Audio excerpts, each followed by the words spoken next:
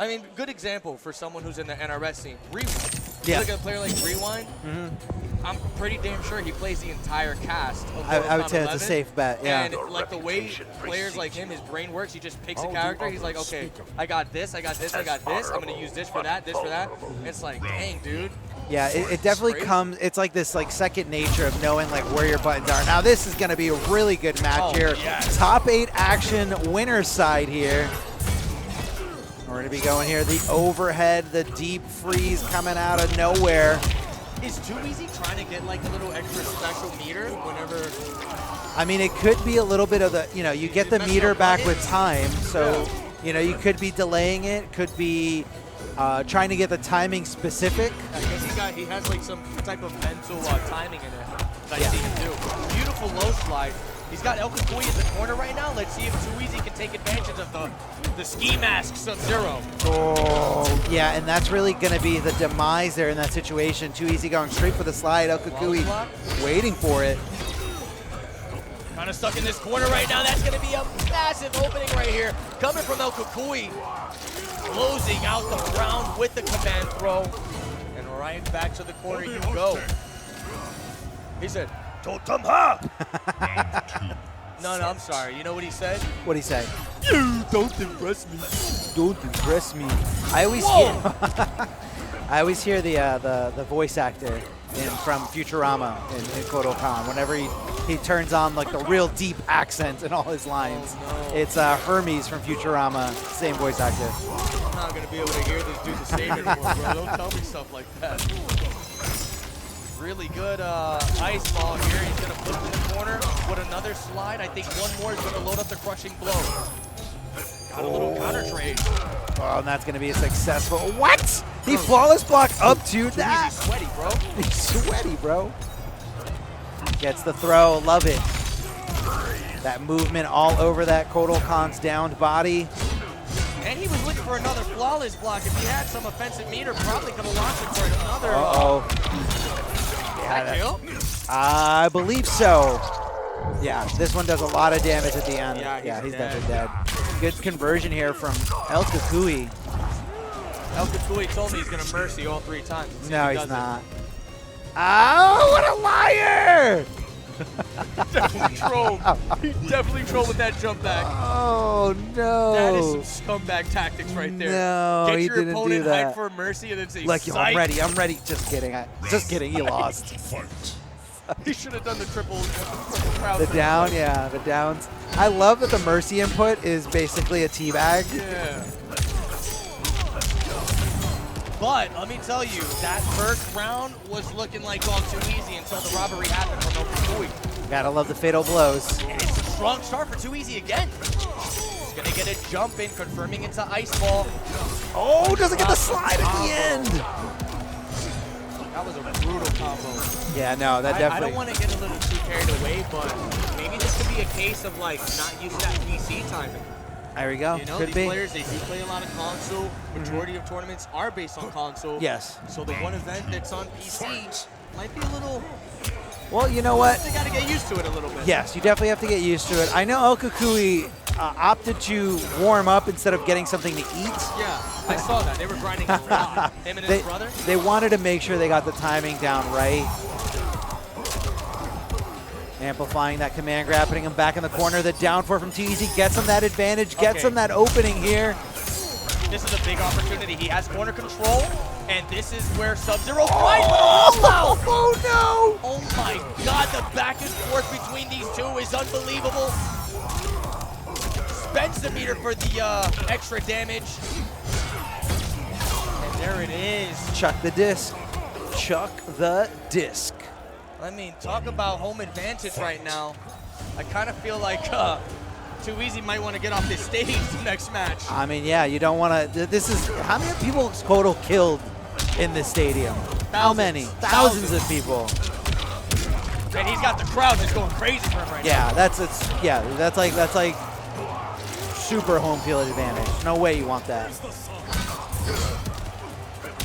Tries to wake up buttons, but the down poke countering from El Cucuy. That's not a good trade for Too Easy. Gets the command grab, mid command grab. The only option there is to jump, And that's a big risk in this game. He's still alive here. Oh, the sun, what is he gonna do? It wasn't enough health! Bruh. That was such a tease. The fact that the forward two actually hit, the animation on Fatal Blow started, but if he just had a little bit more health, it would have cut into the animation, it would have made the sun go away, and possibly could have seen a comeback there. It was a very tight situation that Cucuy put him in, and literally a second, a slither of life. If Too Easy just had a little inch of HP left, he probably would have survived, and that could have turned out differently. But right now, El Cucuy sitting 2-0. You can see Too Easy's really thinking about it here, how he's going to approach this match. He's thinking hard. What do we do here? We stick it out with Sub-Zero. I think it's Too Easy's kind of, you know, he knows that El Cucuy can play all these different characters, so he's just trying to keep it here. Kotal versus Sub-Zero. No need to move around. Demons, oh, right? yeah, basically. Sunio made a joke about it on Twitter about how every online tournament he just ends up getting counterpicked by a twin. That's messed up. Counterpicked by an NJ twin. That's them, all right. Love the conversion there from Too Easy. That's a combo. It's pretty tough to do. I'm surprised he opened up by that neutral jump. Here we go, Too Easy. Showing some signs of life here. Drops the combo just like commentators curses. You got it, yeah. That's why I call them. That's why we're called casters. We're casting curses. Oh, that's not going to be a good trade. That's not going to be a good trade for you, Kotal Khan. And he's going to build up some crushing blow. Oh my God, I thought a whip punish of a lifetime was about to happen. You saw that. Oh, that little tip of his heel just barely making connection there. That was terrifying. Very, really nice down two from Too Easy. Goes for the EX Ice Ball. That's going to be plus frames, immediately following up with a down bow. Oh, I thought that was going to be just in time. That's a big punish here. I think Too Easy thought it was just in time, too. Really smart stuff. Too Easy baiting out that down two from El Cucuy. Okay, this is looking really good right now. Too Easy can get a game on the board if he keeps this up. Crushing blow, locked and loaded, 36%. Hold on, we saw this before. Oh, and that's gonna do it! No! He drops it. He drops it. Kotal Khan has Fatal Blow. This could be disastrous. You have to. They're paying you to do it. No. You have to keep talking. You can't stop. I've done enough damage. It tosses him. He's grabbing him again. Damage. No. Too Easy. He's going to be so mad at you. Oh! El Cucuy! What a beast. What a monster. The comeback potential, not just from this character, but this player, El Cucuy, on super high octane here. Too Easy, dropping the situation over and over again. Destroy. Yeah. I'm speechless. He's like, I'm not talking anymore. I don't even know what to think after that. And look at this. Oh, no. Doesn't feel good. Riding the momentum full force right now. Giving Too Easy the beat down of a lifetime. Let's see if he can kind of get his composure back here. Dang, dude, I'm still not over that comeback. That was nuts. And he had it. That's what's so crazy is he had the round-winning situation there. El Cucuy getting a little too comfortable with those tick command grabs, and I feel like Too Easy's purposely getting hit by them so he can get that full punish, and that's going to be the risk here. Smart stuff there. Good reactions. Is it only possible on PC? Did he use slide crushing blow yet? Uh-oh. Uh-oh. Oh, he had the meter. The down two whiffed. Oh, dude. The down two whiffed. Bro!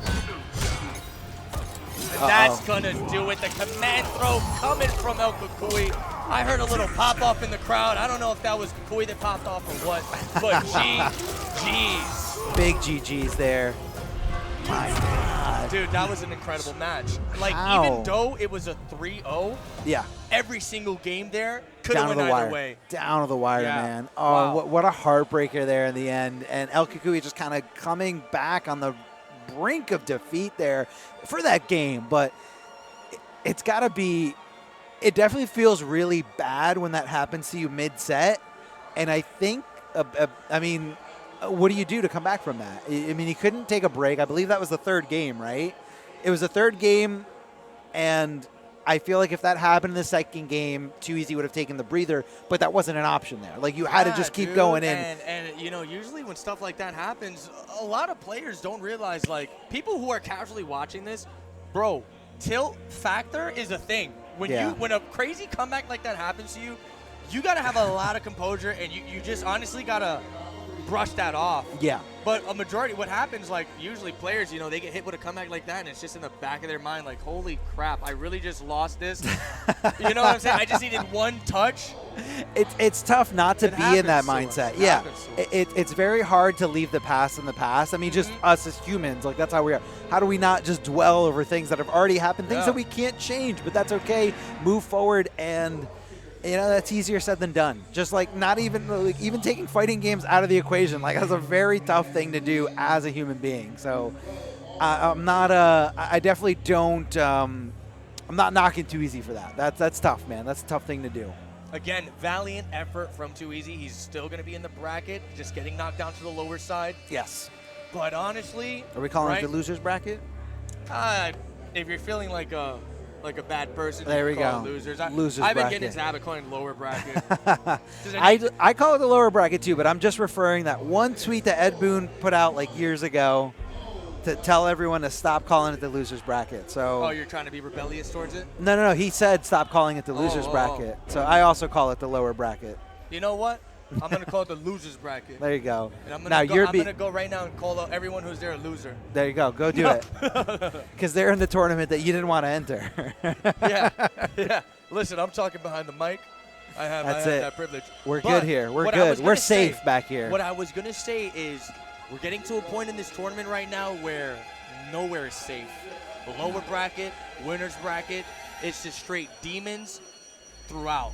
And every single player in this tournament is going to have to be at the tip of their game here if they're going to want to come out of here with this prize pool.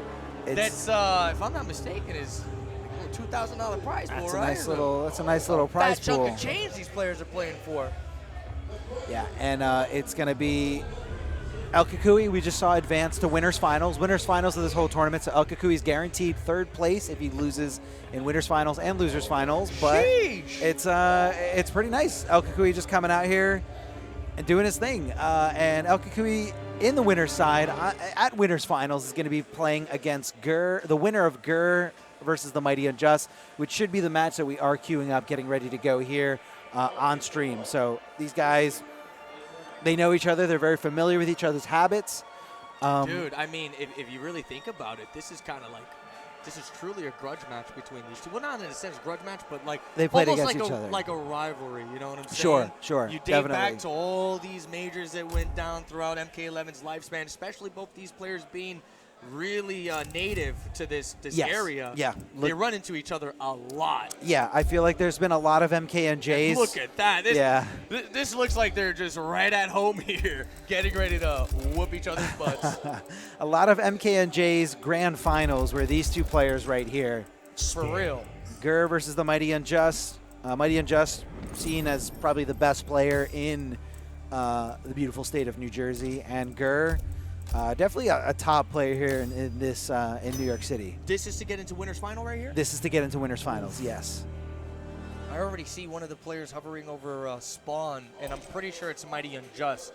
He's kind of been dabbling with Spawn recently, and, you know, kind of showcasing what that character is capable of. I mean, we all knew what Spawn was capable of. Sure. Massive damage. The dude is just a powerhouse. Oh, yeah. But when you get a player like Mighty Unjust to kind of exploit what this character is truly capable of, it starts to become very, very scary. Super scary. Like, you don't want to deal with any of this. Look, these guys, man, they're already having a good time. A lot of laughs being bounced back here, but in due time, it's going to turn into violence. I already feel it. Spawn coming out of... Spam. Spawn coming out of the Mighty Unjust. Let's see what he's going to be equipping. Spawn said, "Does anybody know where Wanda is? I'm looking for Wanda." Dude, let me tell you, the voice, like, the guy who voices Spawn, that's his voice. It's Keith David. Yes, but, like, that's just his voice. If you see him in an interview, like, that's just how he talks. Yeah. And I'm like, you have the most incredible voice I've ever heard. and it's so good that I thought like it was an act. You know what I mean? Like I thought it was a character. No, but bro, that's just your voice. It's an iconic voice. Like blessed, absolutely blessed with that voice. Like how? It's crazy, man. Okay, I think not gonna get the crushing blow. Even if he had it at that distance, he probably would have spent this. Yeah, just to kind of make a statement here, get the tables turned a little bit more into your favor. But what's crazy to me is like when you watch Garrett on the screen, you don't see him doing too much. But you look at the life bars, it's like, what happened? Yeah, no, exactly. He has a life lead right now.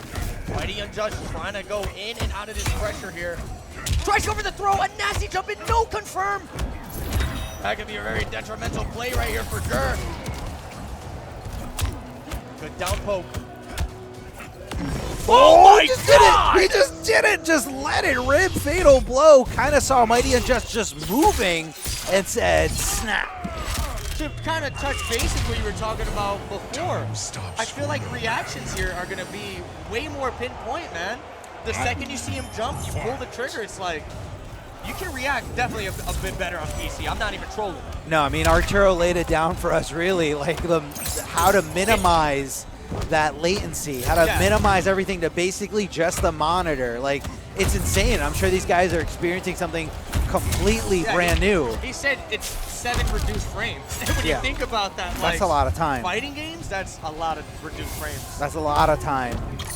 Look at this, the stand dude pushing him back. Still going to get the safe string off, though. Yeah, just kind of making contact, getting that little bit of chip. Mighty Unjust looking for that opening, that way in, and Gur just putting on this obstacle course in front of him. Yeah, dude, it kind of looks like Spawn's range on his strings are kind of not affected by that sand stuff. Yeah, like he's still reaching. Yeah, this matchup looks really good. Mighty Unjust ending that string with that special move. The down two, maybe thought that the breakaway was coming, but nothing from Gur. But what's beautiful about Spawn, even if you break away, he's still cashing out on ridiculous damage. And look at that, the 3-4 confirmed, gonna take the round for Mighty Unjust. Yeah, it's so interesting how like the majority of the damage is done early in the combo, and then you're like, is it even worth it to break away after I get popped up? And oh, that's what he didn't believe. He didn't believe. I mean, why did that whiff on the other side? That was so confusing. A little strange, a strange scramble there. Too. Oh, didn't get the whiff punish there on that jumping kick. Oh my God, that's gonna confirm, thankfully. Yeah, I think Mighty amplified it just to make sure, like, I'm not gonna get punished here. I gotta recover as fast as possible. Double down twos with the time frozen there. That's something you have to be careful with in Mortal Kombat 11, like committing to a string that has too much recovery, because throughout all the NetherRealm games, dude, I feel like MK11, you get punished the hardest for whiffing strings. And Injustice too, but I'm just biased and love Injustice as well. you know a lot more about it than me too. But yeah, it's definitely Injustice 2. All I did was just forward 2-2 with a crossface. That was all I did. I didn't know a single frame. And here we go, a fatal blow. Mighty Unjust trying to tie up the life bars here. Just airing him out. I mean, why not? This is final round situation. Get the damage where you can. Nobody's got fatal blow. Down to 12 and 13%. Oh my God! How many confirms is he gonna drop? I mean, I think he just was so sure it wasn't gonna make the contact. That is punishable there, and Gur taking full advantage, getting that first game. Yeah, dude, even though Gur missed a lot of punish opportunities there, he still bounced back and was able to take that game. Really close set. Oh my God, probably the closest match we had all night. Absolutely incredible, man. Mighty Unjust looking to go for Liu Kang. Now, I believe the last time these guys met in a highly competitive offline event was MK&J. Mighty Unjust went down to Gur in the winners finals, but he came back in grand finals and 6-0'd Gur with Liu Kang, who he did not use in the winners finals, and it was just 6 straight games of oppression. And I don't know what has changed. I don't know what's evolved since then. But so far, Mighty looking really good at the start of this. Yeah, and both these players are going to want to get into that grand final spot in the winner's side. Oh, yeah. Because that just makes a tournament a little bit easier to take the first place. Oh, yeah. A lot having less. That little, lower bracket cushion. Yeah. A lot less edge there. really good confirmed there. He's going to hit the low stand, closing some distance. That's what Ger's going to want to do. I feel like in a matchup like this, he's got to be mindful of the distance he keeps away from Liu Kang. Liu Kang can fight back full screen. Oh my God! Does he go to Fatal Blow? Of course he does. Wants to cash out big time on the damage. This might go into the upwards of the 40%. Oh, no, yeah. Oh my God, is he dead? Yeah. How did he know exactly that that was going to kill? That was almost 50. That was 49.4. That literally was almost 50. Some animalistic damage right there. Starts this next round with a low sand. He's just cashing out. Some juicy damage. Look at that confidence on Ger, just holding down, getting right under those fireballs, popping them up, and able, what? He was able to block the fireball and then on top of that, convert with the sand trap. That's wild. Ger is a wild, wild man. Either he's wild or this is the effects of PC. It could be that. It could be. I wonder if he's like, oh, I could do that on PC? I didn't know that. No, I have no idea. I don't know what these guys are experiencing it, but it is amazing. It is incredible to see this all put on. All right, there it is. Mighty Unjust wants some leverage here, trying to get some crushing blows loaded up. Going for forward for what punishes here. Oh my God! Doesn't get the punish off of the command throw. Beautiful, flawless block launch. And there it is, another game going to Ger over the Mighty Unjust. This is wild. I don't even know what the Mighty Unjust is thinking right now, but man, is Ger playing out of his mind. Dude, and he's home court advantage. He's tried different characters every single match, it seems, so far. And that's pretty much the way Mighty Unjust works. You know, always likes to try to find the edge and kind of expose, you know, but is that the smart move? Because if you look back at the first game they had, he did the best with spawns. Second match wasn't looking so juicy, but I think I think he might have been tapping into what I was thinking of. You know, last time I played Ger offline, I whooped him 6 straight games with Liu Kang. But if Ger's the competitor that I think he is, that very weekend he learned, all right, what do I not know about the Liu Kang matchup? And he applied it here. He's ready for it, bro. Oh, 1000% Ger is the type of player to go home and lab up what he lost to. I heard it from his own words. Yeah, no, definitely. Here we go, though. We got Jackie Briggs. What an annoying character. Mortal Kombat you're just not going to sugarcoat it, huh? I'm not going to sugarcoat it. Let's see if the Mighty Unjust is going to be able to do some work. Oh, man, so much damage Beautiful. Here. He's not dead, though. He's not dead, though. Leaping out of there thanks to the interactable. And Justice Boys backing off, tries to get the sand trap.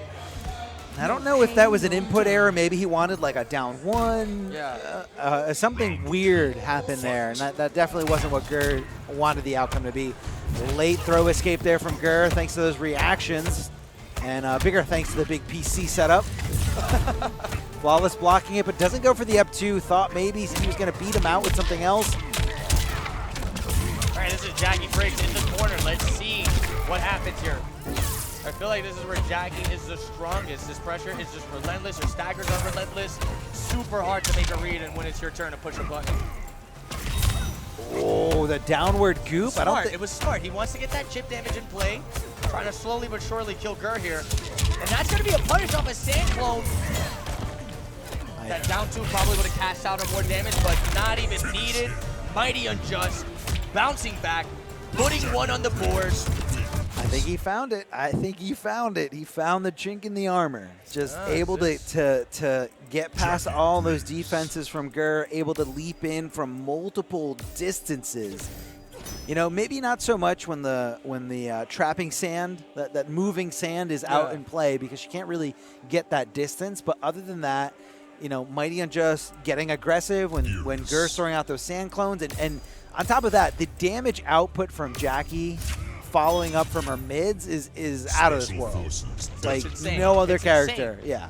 No other character is hitting as hard as Jackie. Yeah, I'm not going to go into detail on why the character is completely busted, but I'm pretty sure everybody has a pretty good idea. I mean, you look at a variation like this, and it just speaks volumes. All right, man. I'm pretty sure the Jackie down player is going to be coming at your throat to destroy her. Bring him on. Bring him on. He's ready. He's really ready. Good stagger pressure right now coming from the Mighty Unjust. Just completely avoiding this the sand pool.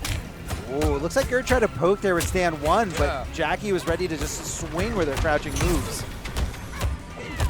Good Mitch blocks with a there, full the string, overhead. That's going to be a punish. Yeah. I think it's one of those strings where you're not expecting her to really do them, but you know, once in a while, throw them out there. But it's so crazy. That's like the first time she did it, and Gur was ready. Maybe he dropped a leap. Could have dropped a leap there in that situation. Whoa! I think he let go of block. She was definitely touching him. She was definitely close enough. What? And he's what? dead from this. A confirm it's a fatal blow should kill. Not gonna do it. Bother? Not gonna do it. Okay, the confidence in Gur right now is unreal. He knows that the fatal blow is such a crucial resource, and he kind of played to the idea of, oh, she thinks I'm gonna go for a fatal blow, but I'm not. I'm gonna be ready, and Mighty Unjust is not. Yeah, going up this round with all resources at his disposal is definitely going to be very scary for Mighty Unjust. You are right about that. But it looks like he's going with the Shoryukens. 34%, good damage output coming out of Jackie. The mids forcing a ton of damage here. Jumping over the other side, but doesn't get the full combo here. Dropping that first part. What? My Neutral God. jump? Neutral jump body splash? That was disgusting. That's going to be massive flush frames. Gets the jump in. Mighty Unjust playing very defensive. I feel like he's got to fight his way out of this corner. If not, he's going to be getting overwhelmed by this pressure. Dude, Gur's just like one touch away from going to winner's final.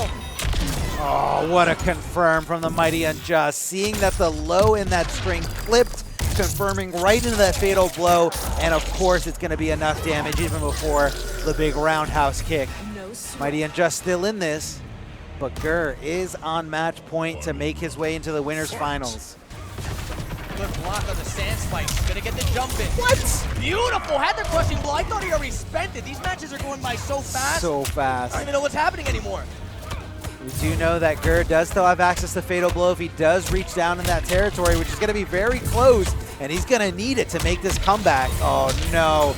Breakaway. He needs to find some breathing room. Oh, my God. And that's going to kill. No. I Very thought the blue close. goop was going to kill, but there it is.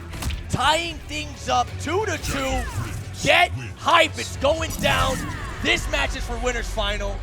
Complete insanity we're witnessing here. And this is what the Mighty Unjust does. He kind of loops around, he dances around the character select screen to find that one perfect character to not just counterpick your main, but also just kind of counterpick, you know, how you like to play. Counterpicking the player, so to speak here. Yeah. Double down choose right in her face as she's frozen, locked in by time, which is of course on Geras' side. Keeping that leap at bay and making the Mighty Unjust a little too desperate once he does get out of there. Oh, he's looking desperate right now. Oh, he tried to tick throw with the body splash, but the Mighty Unjust, unknowingly to Gur, got hit by that. Desperate right now.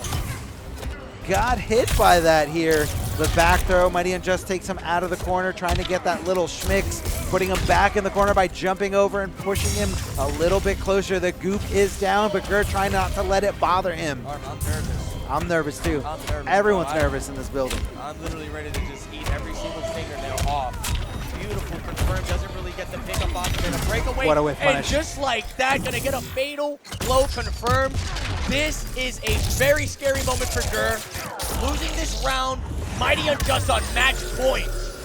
What Dude, and, a whiff punish, and Mighty dude. Unjust is coming back from the grave here. Yeah, This he was is- down 2-0. If he manages to pull this off, it's gonna be a reverse 3-0. It's insane, man. I mean, again, He's just combo. big drop there. Gur finding something. Mighty Unjust easy to go for that breakaway. Wants to get the momentum back on his side. Gur getting a little crazy there. Good flawless block, knowing that that string is safe and knowing the timing of most reversal pokes. Trying to bet it all on these 1-1 punishes, but nothing's just happening here. Oh, dude. Let go of block at the worst moment. Goes for the forward 2 stagger. Mighty Unjust making reads on all of this pressure, though. Oh, that's going to be hit advantage. Beautiful throw escape. Gur definitely still in this. Gur looks a little hesitant to throw there. Mighty Unjust kind of knowing that and knowing that the blocks are just going to be coming for days. And that's the Mighty Unjust taking it over Gur with that reverse 3-0.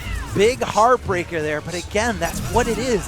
Mighty Unjust is kind of like a surgeon, where he's just kind of looking around. Where's that weak spot? What knife do I need? What tool do I need to get past your defenses, to get past these walls, and to just basically steamroll you? And another thing that just makes Jackie such a brutal character is like, tell me, dude, in a moment like that, she gets one confirm.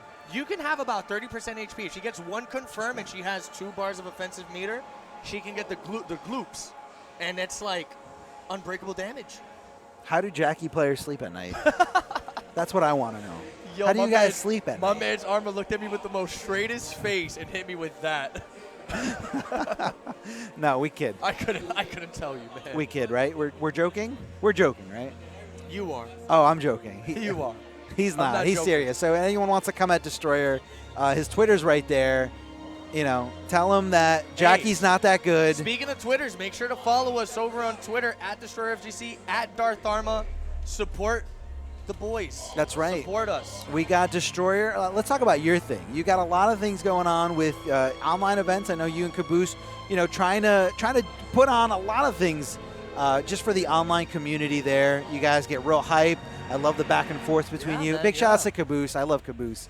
He's shout outs to Caboose. Shout outs to you. Shout outs to everybody in the scene, doing great things for these NRS titles. So I'm a big believer. I'm a big advocate where the community plays a huge part in keeping these games alive. It is. You guys don't understand, but community and passion. Community passion, man. Defend the North, dropping, having incredible sponsors here. $2,000 on the line for this game that knows.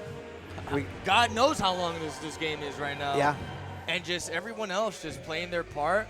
And a big shout outs to all these sponsors that you see around us, all the sponsors you see, while the games are going on. Big shout outs to MSI for, providing the PCs. Again, this is a PC only fighting game tournament. Which is crazy. Yeah. So you think about something like that, that's a thing of myth almost. People would say, oh man, how the hell can't happen. How would you get a PC tournament running, get all these PCs?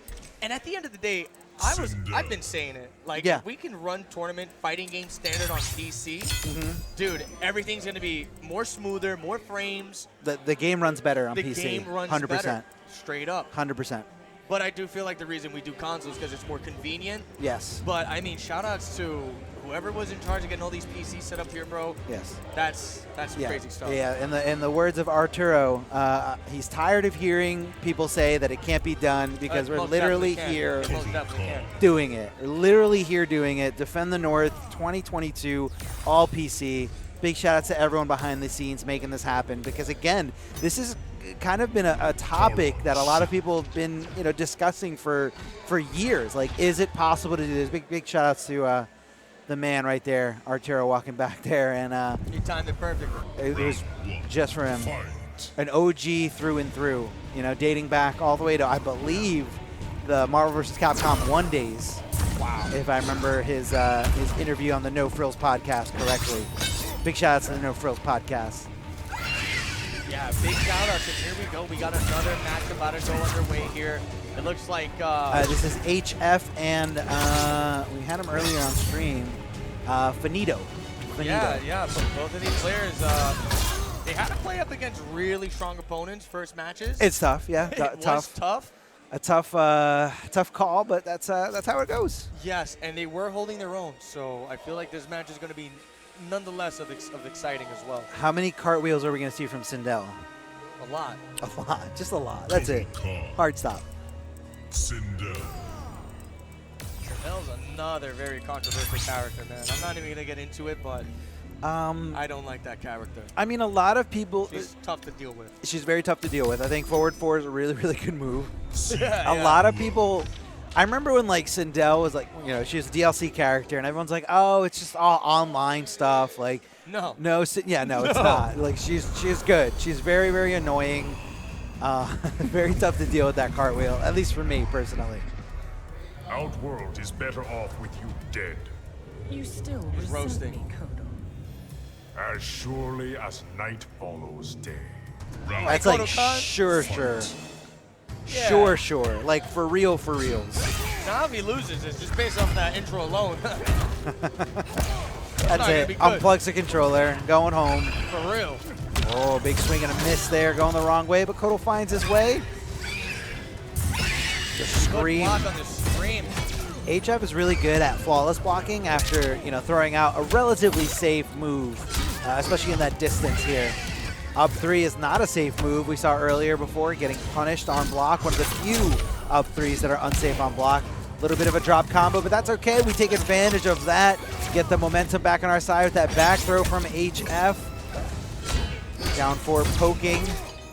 Finito blocking that cartwheel, but not really sure what to do afterwards. Good block of the low and kind of ready for that little booty bump. Yeah, so far this entire match has just been straight back and forth staggering, but just as I say that, looks like HF is going to get a nice combo confirmed, and Finito's not going to get a combo confirmed. Whoa! Just did it. God, what a savage hair flip out of nowhere. The sun did go down, so this is technically demon hours, so it had to be done. It just had to be done. Do you think both these players are Combat League demons? Have to be. From how good they are, they have to be. The way they let go of block in all those perfect moments, they are seasoned Combat League demons through and through. And look at this Kodo pressure right now. He's going to get the throw escape. Throws himself into the corner. That's going to be a nice forward 4 punish coming from HF. A little bit of a drop here. The nerves coming out to haunt Finito here. And wasn't even able to get pressure there. I don't think he wanted that disc. Mixing. Yeah, mixing it up, either, staggering the string, ending it with the low shot, just kind of keeping your opponent guessing through and through. That wasn't a punish. That was HF trying to get the hell out of there. Did anything but block, and Finito took full advantage of it. The fatal blow giving him access to a ton of damage here. Really good stuff, man. Finito able to tie things up, not letting this match get too far from his grasp. The block on the forward 4, tries to get a counter poke, but man, HF he's gonna mash if he has to. Oh baby, the down 2 whiffing for days. The scream and the forward throw. The box getting tossed. Over and over again, the scream again. Over and over the scream. And the scream again. The scream, hey man, what are you gonna say? He screamed. We should just be 100 times. Screaming the commentary. To scream with, I mean, I know you're good at that. I'm not sure. Explode eardrums right now. Really good counter punish. It looks like Sindel is riding off of a massive life lead right now. Finito's gonna have to make a crazy comeback if he wants to take this game. But he's working on it. That's gonna be a really good mid. Goes for the command throw. Does he meter burn it? Schmicks. Oh yeah, we're keeping her in the corner. Locked down. Bro, don't tell me. Yeah, he's pushing religion on her while mixing her in the corner. Uh-oh. He's still alive. He's still alive! My God. Don't do! Don't do it. Don't do it. Sindel has Finito! breaker. Why did she spend it? Just thought that she was Why gonna... did she not spend it? So the mind Arma. game is, I have the meter. He thinks I'm gonna do it, so he's gonna armor break me and kill me. So it was basically a point. Does he have that? No, he doesn't. He has the. He doesn't have the armor breaker. Maybe that again. It's instinctive to be scared of that against Kotal Khan. Right, he's got the command grab, the disc and toss. The next thing you know, you're dead. Yeah, he's got the launcher, the disc toss, and the command grab. That's dirty. Yeah. I've never seen Kotal Khan do dirty before. I've seen a lot of dirty Kotal Khans. A wave dash, making it from point A to point B in like half a frame. That was tricky. Trying to get him with the Wraith, but a beautiful block from Finito, who is in the corner taking a beat down. Demon hours. Demon hours. Punish. Oh, Whiff City! Really good whip too. Just kind of looking for the chip out here. There it is. A forward 4 off of that jump in. HF staying composed, not letting that last match kind of tilt him here. No, you don't want to live in the past, as we've mentioned before. You don't want to dwell on it. It does not help you one bit. Learn from it. That's okay. That helps you. But dwelling on it, no good. Oh, goes for the sick low. That's super punishable if it did get blocked, but it didn't. As HF looking to press some buttons here, looking for his turn. Sindel flip over and over again. The low shot. I'm liking this. It's looking like a change of pace coming from HF right now. Yeah, way kind more of defensive slowing and a little down. more zoning. Yeah, want to slow down and just kind of take control there. Neutral jump 2. No crushing blow. I don't know. Maybe it wasn't blocking low. Oh, that's right. That's off of a low counter. Yeah, so it has to be like on schmicks. Wow, the second hate that. hit of the forward four gonna connect. I hate that forward four so much. H-Chef really utilizing the distance of Sindel perfectly right now. Look how good he's always looking for that flawless block. I mean, almost so meticulously that it could be a demise, but it's really helping out in a lot of situations. The big boot. Oh, that's going to be a whip punish, but he doesn't commit to the whole string. And the boot right into the corner. Praise the sun. Huge missed opportunity there from HF. The game was handed to him on a silver platter. Bro, you know Mr. Aquaman's watching this butt naked right now on top of a screaming. On top of a skyscraper. Huh? Screaming at the top of his lungs.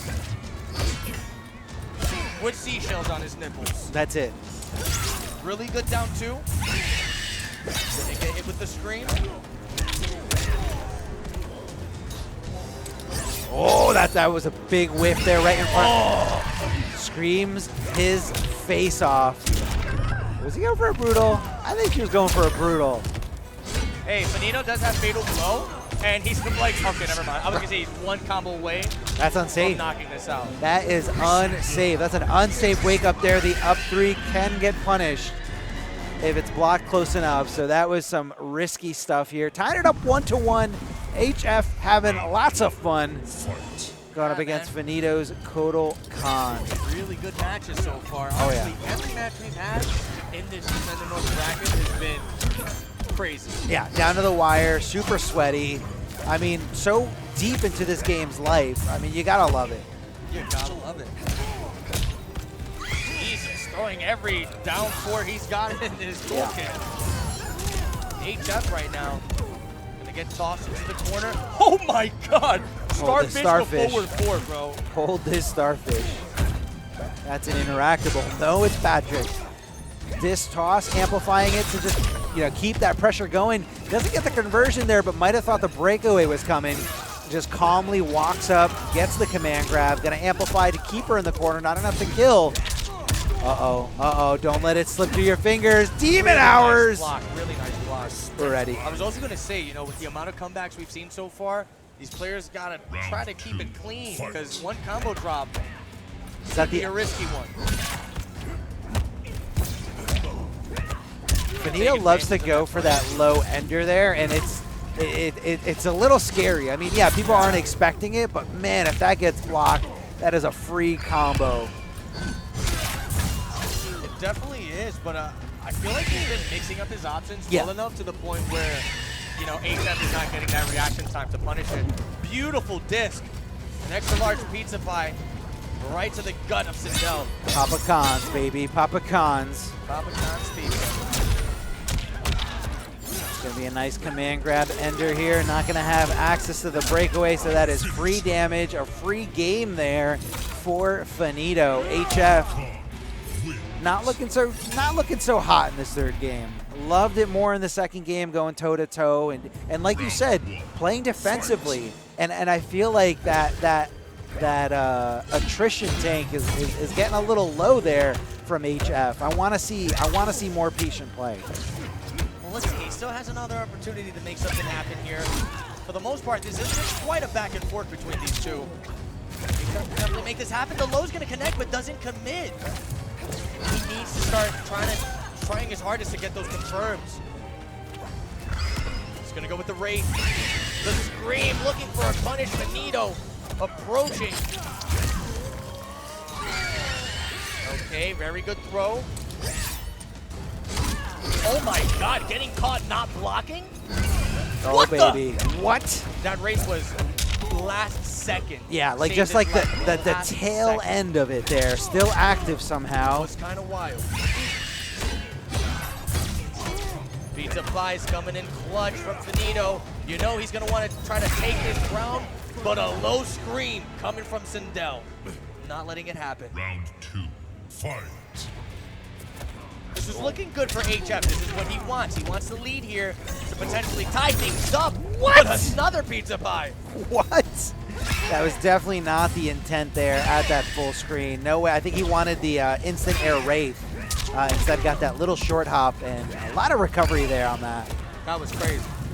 Yeah. Get interactable into raid last second. Yeah, to catch a punish. Yeah, it's kind of like you're trying to whiff punish me, but I'm gonna hit you before. It's a little mind game. Can we talk about how far that jump in one from Mortal Kombat is? It's insane. It's very reminiscent to his jump in an MKX. That's right. Funny. That Air Jordan like slam dunk from downtown from the foul line. Oh my God, I am so nervous right now. Tries to go for the throw. The grab tech. HF needs to find something if he wants to stay alive here. Oh, he's desperately going for that throw, and Finito knows it. I think he needs to be careful. One more throw could potentially kill. Drop the combo. Huge missed opportunity here. Is he going to finish the string? No, just does the 2 hits. And there it is. HF getting a clean neutral jump in punish. Tying things up 2-2. And Sindel blowing all our eardrums out of proportion. What? Jesus. Huh? Huh? What'd you say, Arma? Huh? What are we doing here? We're commentating, huh? Yeah, just so lost. I can't hear anything. It's just Banshee scream. That was an insane flawless block. I think that flawless block made it possible to punish that. This is terrifying. We're at a final game already between HF and Finito. And what's even more terrifying about this is the lower bracket. Yeah. These players are fighting for their life. for their life. For their life. Not really. No one's going to die. It's just, In MK. yeah. They're going to die in Mortal Kombat. Yeah, It's a video game. it's just a game. Really but- nice forward 4. Gets a nasty block on the low scream, and that's going to be a beautiful punish there coming from Kotal Khan. Match point for Finito. Can he close this out? Wow. He's going to use the Sun Disc, keeping it safe. Really ballsy down poke. Oh my God! Gets the punish off of the interactable, but doesn't really get too much damage off of it.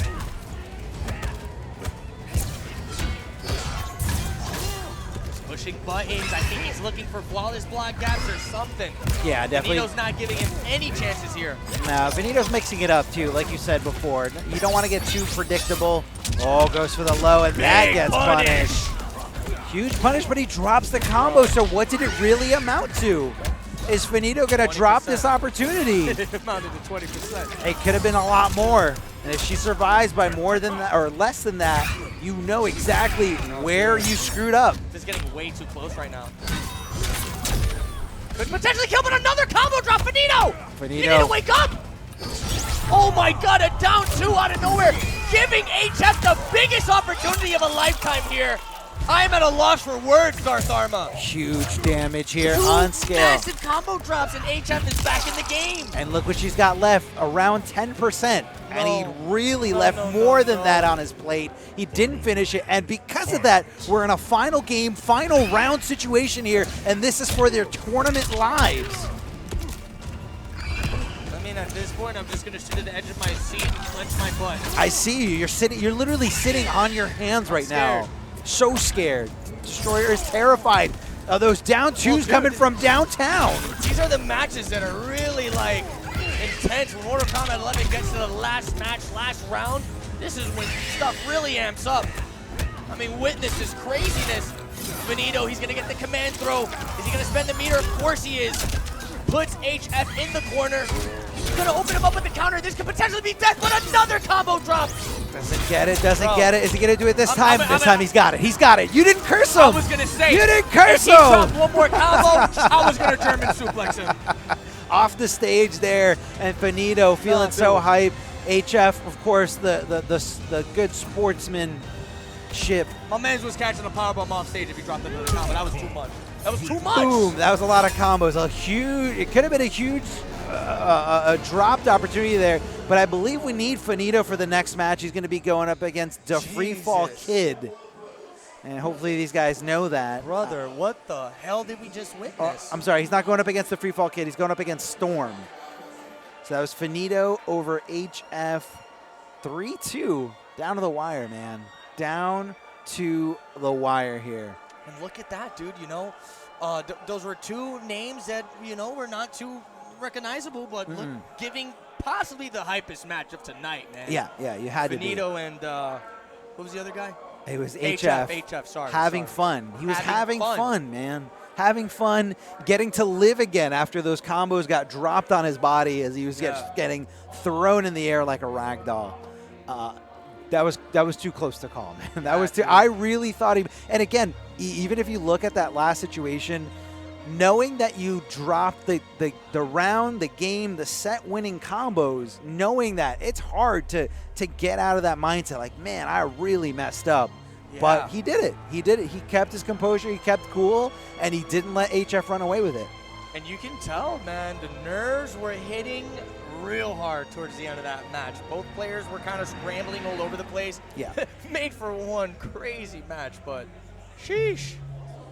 He's definitely going to have to clean it up going deeper into this bracket here, because I can tell you, man, the opponents he has ahead of him, it's not going to get easier. It's just going to get way tougher from here. Yeah, no, it's just going to get tough. And, you know, we're pretty much down to the nitty-gritty here. We have Too Easy on the loser side. He's going to be going up against a Free Fall Kid. We have Storm going up against Finito. And in the winners finals, we have, I believe, yes, the twins, Mighty Unjust versus El Cucuy. And waiting on, you know, in that lower bracket on the upper end there, yeah, as we can see here. We have, yeah, this is. Well, looking at this bracket, I gotta say, man, this top 8, not only was it incredibly stacked, but you can kind of tell the fan favorites that were, you know, kind of destined to make it far here. Yeah. And, I mean, things are not looking too far-fetched. Mighty Unjust, El Cucuy sitting in the winner's final side. If I'm not mistaken, they've been dominating every tournament they've been going to, right? Pretty much. Besides the ones with the Chile twins. I know they've been doing good. I know they both went to Evo, didn't get like exactly what they wanted. Yeah. I believe El Cucuy was one game away from making losers top 8, and I'm trying to remember who he lost to. But I was talking more so tournaments in like in general, in the East Coast. Right? Oh yeah, no, they dominate locally. Like I said, Mighty Unjust and El Cucuy easily the two best players in New Jersey. Mm-hmm. Some might even say the Northeast, just because they're always on the grind. They're always trying to compete in anything they can, whether it's online, offline, like always making an effort to make it to those big events. And they just love playing this game. They love showing off what they can and utilizing whatever resources they have for both of them is literally this entire character select screen.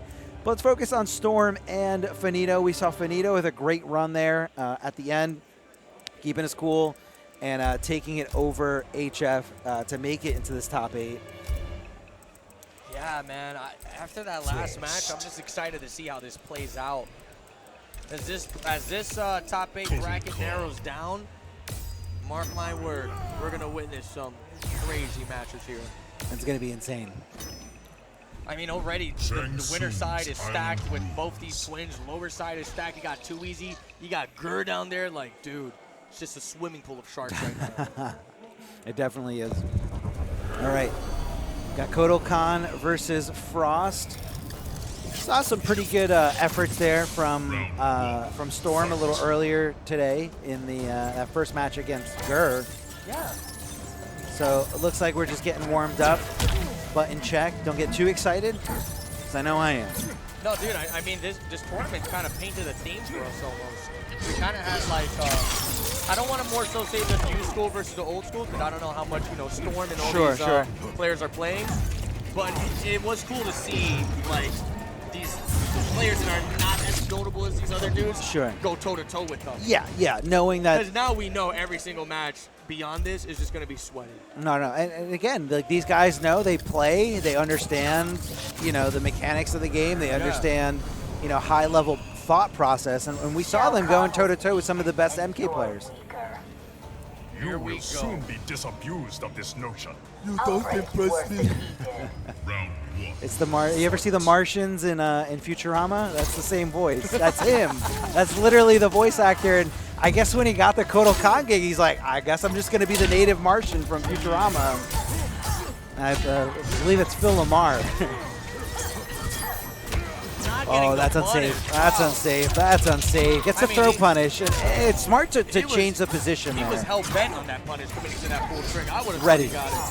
Ready. Just said, like, full-blown, I believe in this.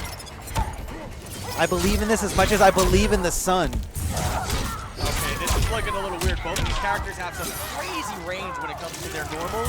Yeah. So it's going to be a really big game of spacing between these two. I actually can't believe that Frost is up 3 missed in that situation. It looked like it was like right on top of him. Like it was just like on the very tip of it. He loves to do a lot of stand 4 in that situation. I think that's because it's +2, I believe. So like, you know, you kind of want to catch people, you know, pressing a button afterwards. You just kind of check them. I'm watching production eat a giant burrito right now. I'm about to risk it all. Do it. Let's go. Really I'll support you. Oh no. I'll support you. Trying to go for the mid staggers here. Pizza pies back and forth, goes off both offense meters, keeping it safe. And I respect it, man. When Kodo has that meter, you might as well spend it to keep it safe. Why not, man? Spend it, baby. Spend it. The shot straight to the face, finishing it off with that amplified.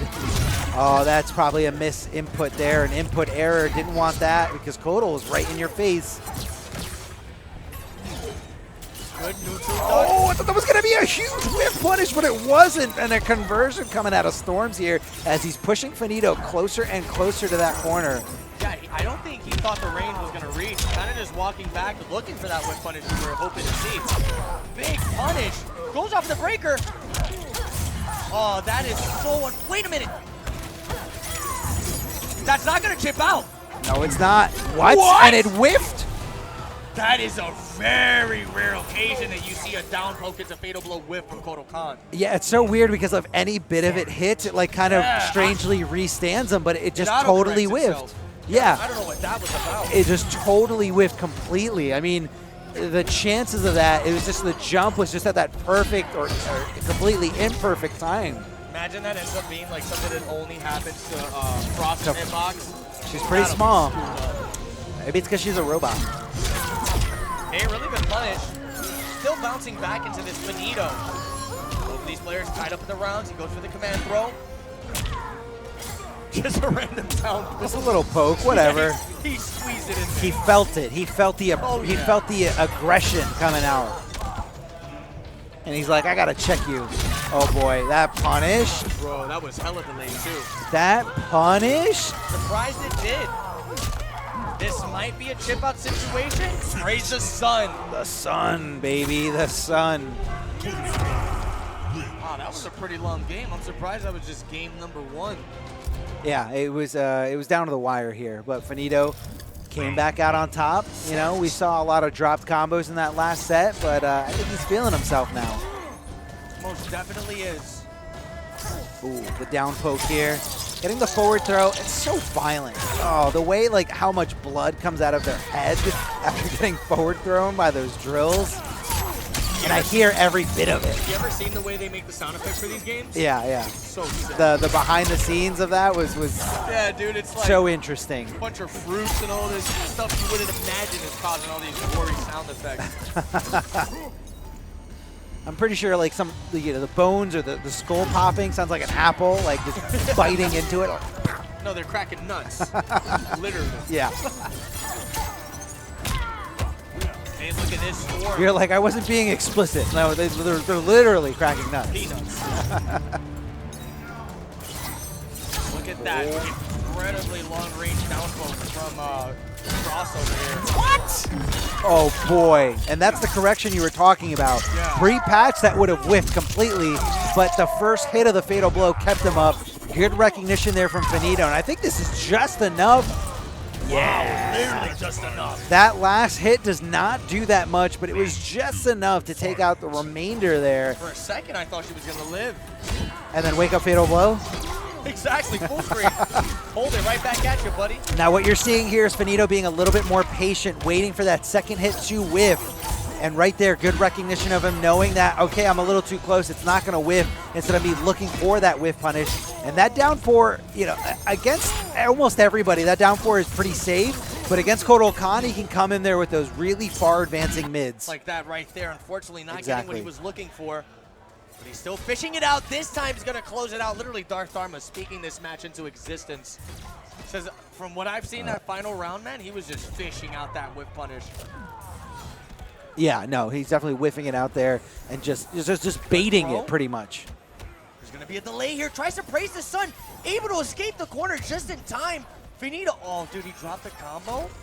Yeah, I mean, and the praising of the sun was a little too, I think it was a little too early there in that situation where, you know, you need a little bit more. Don't get greedy. Like, I know you want the guaranteed damage, but that could have been disastrous for him. On top of that, I believe Frost still had access to Fatal Blow.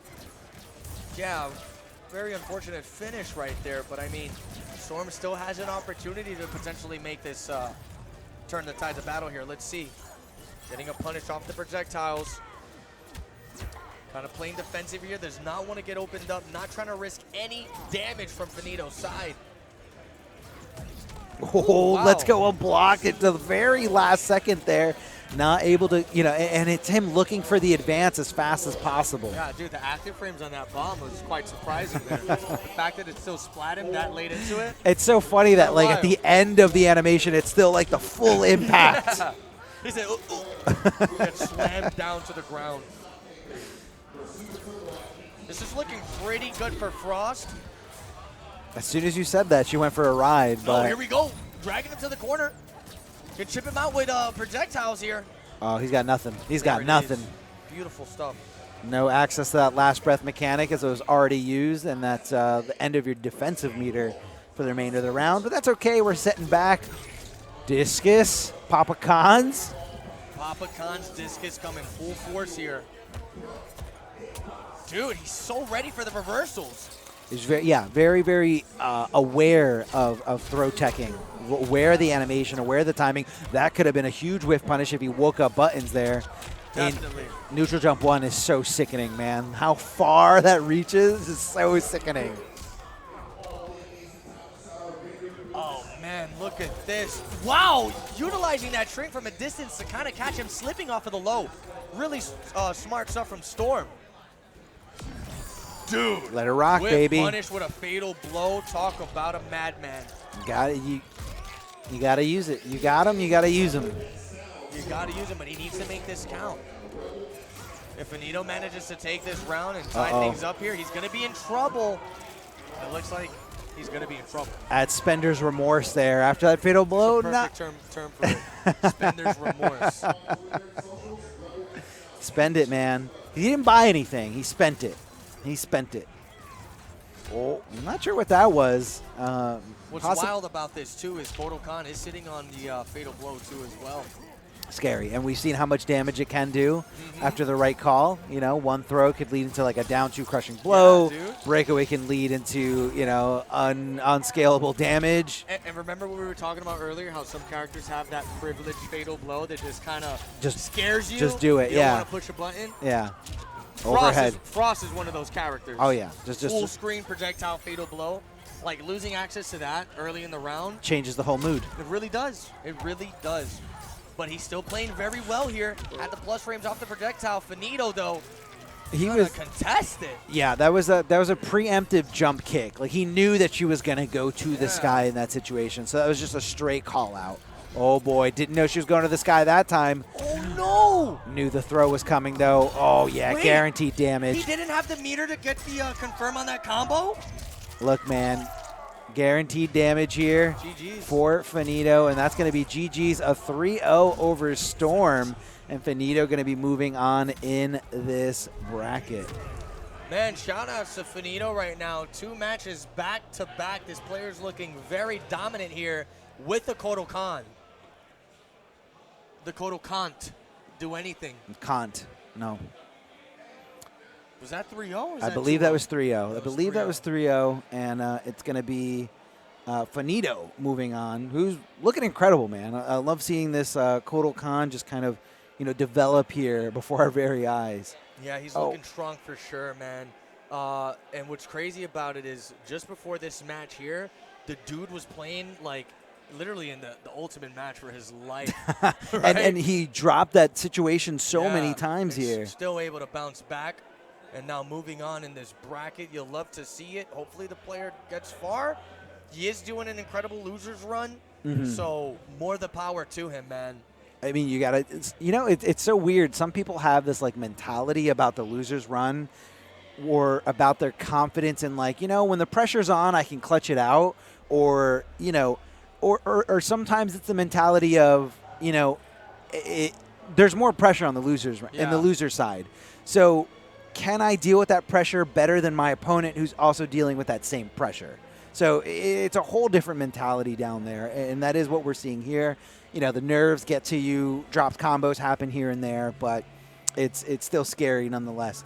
So yeah, man, these are the questions we ask as commentators. These are the questions we ask as spectators sometimes, Hey, guys. Like, all these factors really play a huge part. We have a Matcherino what's up? Oh, we can... for MK, so exclamation point Matcherino. It will link us to the Mortal Kombat.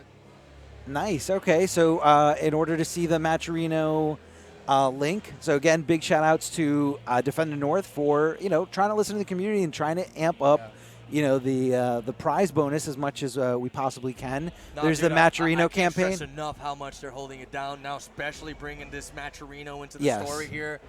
Definitely support your events, man. Support your locals, support your majors. And this is something I love that tournaments are now starting to implement, is this whole Matcherino thing, because sometimes people are watching these events and they're like, man, how do I support these players? How do I drop something into the prize pot? And here's your chance. If you want to do that, exclamation point Matcherino in the chat. That's it. You want to put something into the prize pot. I'm not too sure what it's at right now, but I know Defend the North started off these games with a really hefty prize pot. Yeah, I mean, it's really cool. Again, these events wouldn't be possible without the support of everybody watching at home, the being able to retweet, share, all this stuff. And again, it kind of just helps the community as a whole. So if you are able to do that, definitely contribute to the Matcherino there, because it does go entirely to the players. And, that's what you love to see. You love to see the passion, the love for the game really pay off. No, what happens is half of it goes to me. Oh, that's it. No, I'm kidding. It was a joke. It's not. He's not getting anything. Joke. He's here for free. Yes. And I'm having a great time, He's getting paid in G Fuel. Scorpion G Fuel. Listen, it's awesome to be sitting here commentating some Mortal Kombat 11 with the homie, man. Defend the North got us out here, and it's always a good time. I'll tell you that much. It's always a good time. Spicy drink. And spicy Mortal Kombat 11 G Fuel. You can't beat it. Spicy drink. Again, we can't reiterate this enough. If you want to experience Scorpion's Hellfire without dying, hit up G Fuel. Sugar-free. Hey, I'm surprised. Tell me. This wasn't the Baraicho character flavor. It should have been. I'll tell you that much. It should have been. This should have been like some rice wine. Gombe or something like that. But it's Scorpion Sting. Look, man, it's got to be the OG, the original. Hold on, do you drink a lot of G Fuel? Have you ventured with a bunch of G Fuel flavors? Sure. I mean, look, if it's here, if I need that energy, that G Fuel. What is your favorite G Fuel flavor? I think it's that one, just because I'm a big fan. Yeah, because I'm a big fan of like that spicy feeling. When I go out and drink, my favorite thing is a jalapeno, anything jalapeno margarita. It's nice, just, man. I'm a big spice lord. I love spice. It's funny. We both have he's got the jalapeno margaritas, and I'm more of like a coffee margaritas, dude. I'm always sipping on these espresso, whatever, anything. So you want to go down and up at the same time? Yeah, dude. I like to get wild. And then after that, I take a sip of some Scorpion Sting. You know what happens then, right? You get hellfired? No, I start doing friendships to everyone. Oh, good. Yeah. You're always doing friendships. But, big shout-outs. If you guys do want to get friendly, big shout-outs to that Matcherino campaign. Again, just support the players. It all goes to them. None of it goes to Destroyer, despite the jokes that he is making here. These guys are playing for the love of the game, and that's really where the core of success is in this industry and anything is you have to have love for it. I feel like I see a lot of people doing things for the wrong reasons, but if the love and the passion's there's a balance. There's a balance. I'm not bashing anything when it comes to the competitive scene, but there is a balance. Sure. You know what I'm saying? You have to have passion, but then again, there has to be, a reason behind this passion. Like, sure, are you doing this just to better yourself as a player? Are you doing this because this is your hobby and you truly love it? Because, I don't want to get too deep into it, sure. but unless you're a sponsored player out here, it does quite get pricey to an extent. So it is. It you is. have to moderate it. You know what I'm saying? You got to moderate it, and you want to keep going forward with it, obviously. Sure. I mean, no, I don't want to knock anything like that, like saying things shouldn't happen. At the same time, what you're saying is I do know players that are truly in it for the passion. All the power to you. That's a beautiful thing to see. But then you do have your players that are kind of split in between that are like, I'm in it for the passion, but then again, hey, I'm trying to catch that bag. You know what I'm saying? Yeah, no, the bag is definitely very important. And I feel like, it changes. At the end of the day, people are still going to love competing. They're going to love playing fighting games. Oh, yeah. I mean, even look back at, years and years and years ago, before any of this, before streaming, before, any of this, huge sponsored money, the love was still there. The passion was still there. Oh, dude. So no matter you're what, going back to like I'm MK9 days. I'm old. I was actually having this thought that that was the trenches, bro. Even like looking at, it's so funny to me looking at this top 8 and seeing that Gur is the veteran here, because I saw Gur's debut. Like I witnessed that. Gur used to come to my house to grind and play Injustice 1 with the whole NJ crew, like almost every weekend.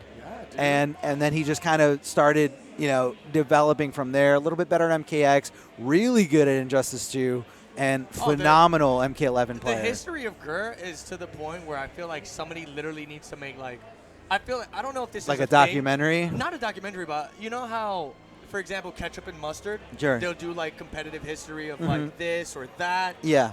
Imagine if they started doing it on players, Gur would probably be like the perfect candidate. There you go. Because his history goes deep. Even I know some of it, man. Yeah.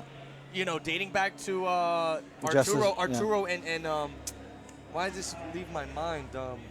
Next Level Battle Circuit. Yeah. Like stuff like that. You're always witnessing players like Gur and all these like OGs, and witnessing that craft, witnessing to an extent that passion being put into these games and that grind. It's like you said, bro. It's crazy to see it like to this day. Yeah. It's like, bro, I knew you when you were like training in diapers almost, Yeah. And now you're out here popping off, looking like the man out here, man. Chill. Yeah, no, it's really cool to see, that these players elevate to all these new levels.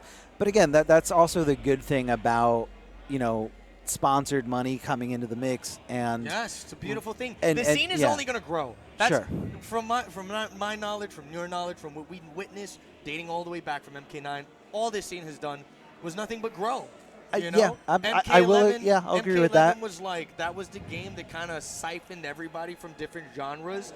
And dude, I really can't wait to see what MK12 or whatever the hell the next game is. I can't wait to see what it does in terms of community growth. Do you know something that I don't? I mean, you're very. That was a very confident. Sorry. I mean, yeah. Whatever the next NRS game, it's gonna be. We were kind of having that conversation, but I believe we were having the conversation before we started streaming here. It's always something new that comes to the table when it comes to NRS.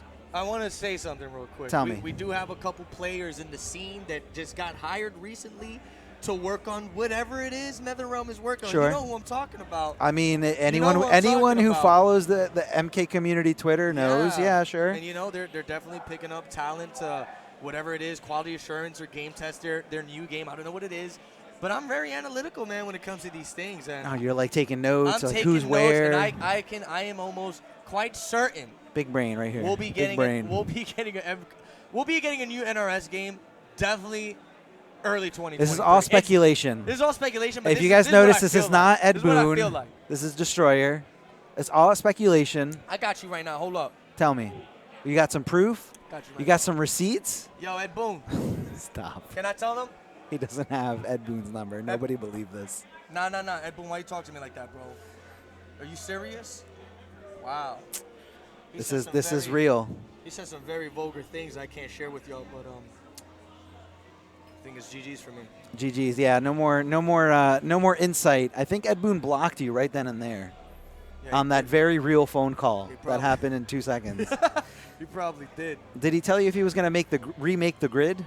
He didn't tell me he's going to remake the grid, but he told me not to release that the Gremlins are going to be in MK12. Oh, wow. The Gremlins, really? We're getting Stripe and Gizmo for MK12. Are you excited about that? I think they're in a different game.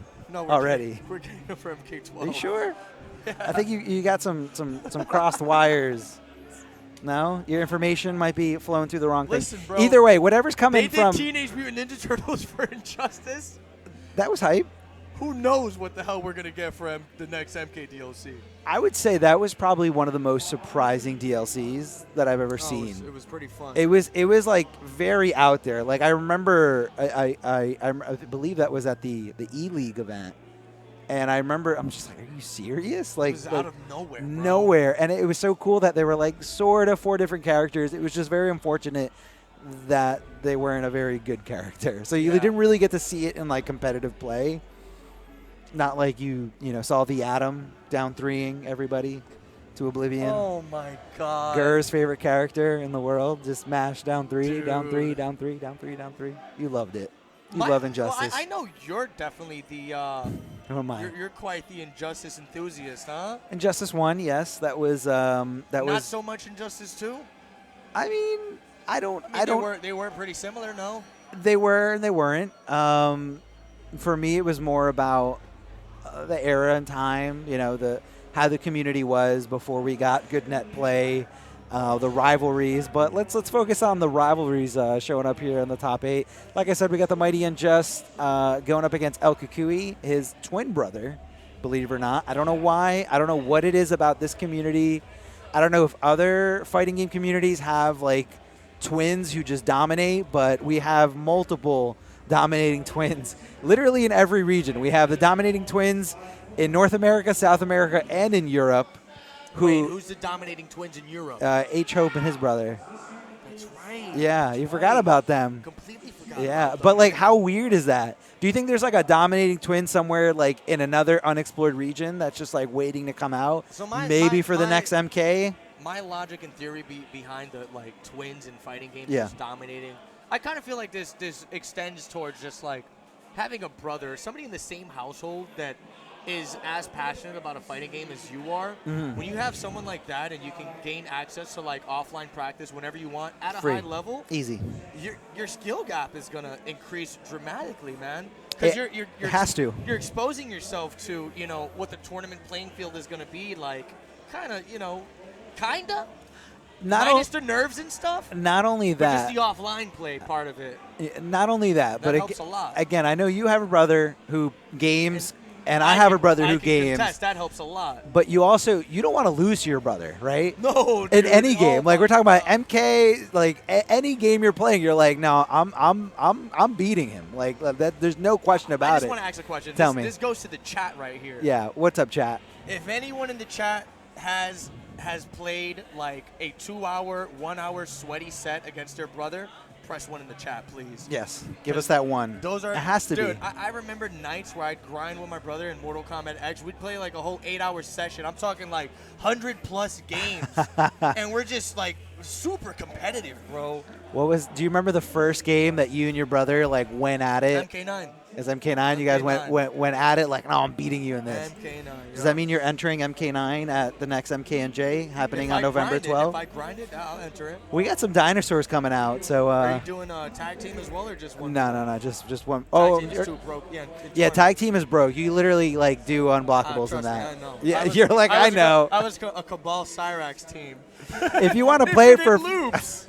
if you want to play it for fun, I'm sure Mike Metroid and Costner would love to play tag with you. But it's going to be a lot of fun. We got some local dinosaurs coming out for MK9, so be on the lookout for that. MKNJ, November 12th in North New Jersey. And I know you're going to be there for Multiverses. Yes, sir. Are you still upset that Superman got nerfed? I'm not really too bummed out about it. You but, got through it? Yeah, I mean, the Okay. character's still really good. The Good. only thing, That's awesome. The only problem with that game right now is the whole online stability. Well- There's some characters that kind of require very strict timings. and Yeah, stuff, yeah. So Well, it's just eliminate all that when we go offline. Exactly. But here we go. It looks like we're going to get a sick set underway here. We got 2 easy going up against the Freefall kid. Who's got who is, longer hair? surprisingly. Somehow. Good catch on that. Somehow who has longer hair. I mean, it's a tough one. It's down to the wire. So, yeah, we saw the Freefall kid playing Going Liu crazy. Kang before, Going going crazy. hitting those crazy fatal blows. Yep. Too easy, not going with the usual Sub-Zero we've been seeing all night. Instead, opting to go with Cetrion. Maybe this is something that's matchup specific for Could Too be. Easy. Could be. But I mean, hey, Cetrion, not a bad character pick.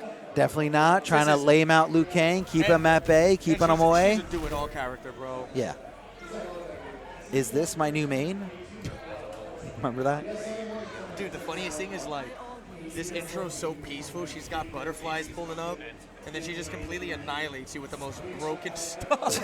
She just makes you hate this game. Oh, Peace and Cetrion. tranquility. Oh, Cetrion. Hold the most oppressive zoning in the game now. Yeah, just hold this. Laser, straight lasers, ground rocks, regular rocks that you try to flawless block, but you end up getting hit by them because, you know, they're very fun to flawless block. Yeah, Or you try to jump over one and get caught by a crushing blow. Like Just that. as the free fall kid tries to go for a fly kick, he gets punished by ground pound. I was gonna say fly kick might be his saving grace here. Let's because, go. You know, he can get a punish every once in a while if he catches a good block at a right distance. We're just gonna have to wait and see how this plays out. But so far, Cetrion really keeping the pace of the match at his pace here. Oh, big jumping kick here. Oh, the down 4, keeping him back. Wow. Risky stuff there, but I guess it wasn't risky because he couldn't have blocked it. He actually would have gotten chipped out if he did block that finisher. So good awareness there by Too Easy. More aware than me, and I'm not even playing the game. Like, I should be able to be aware, but Too Easy's just on another level. Really good reversal counter. He's gonna knock her off the air with the projectiles. He's That- trying to make something work here. Yeah, trying to find his way in there. Just like trying to be patient though, but looks He's like doing a good job. He's doing a good job. yeah, it looks like Too Easy's trying to stay close to that interactable to kind of back him away if he does get too close in that specific spot. Yeah. Like Too Easy's not going straight to the corner. That's a nice punish there from Too Easy. But you know what? One of the things Cetrion does not have is the big damage output. Forward roll gets him the punish, Well, pushing him closer to the corner. What's crazy is I thought, like, at a certain range, he'd be able to catch that fly kick, but it looks like Too Easy was able to block on time. Yeah, Very yeah. unfortunate stuff for the free fall kid. Too Easy going up 1-0. Quite convincingly. Super convincingly here, just kind of holding everything, you know, in his control.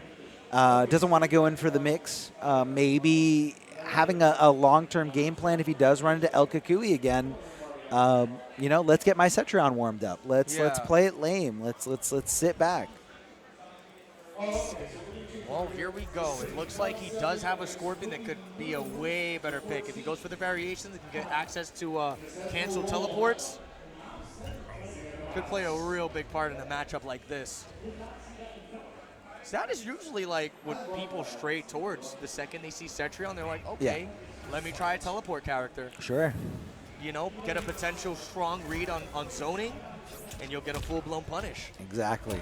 Exactly what you want here.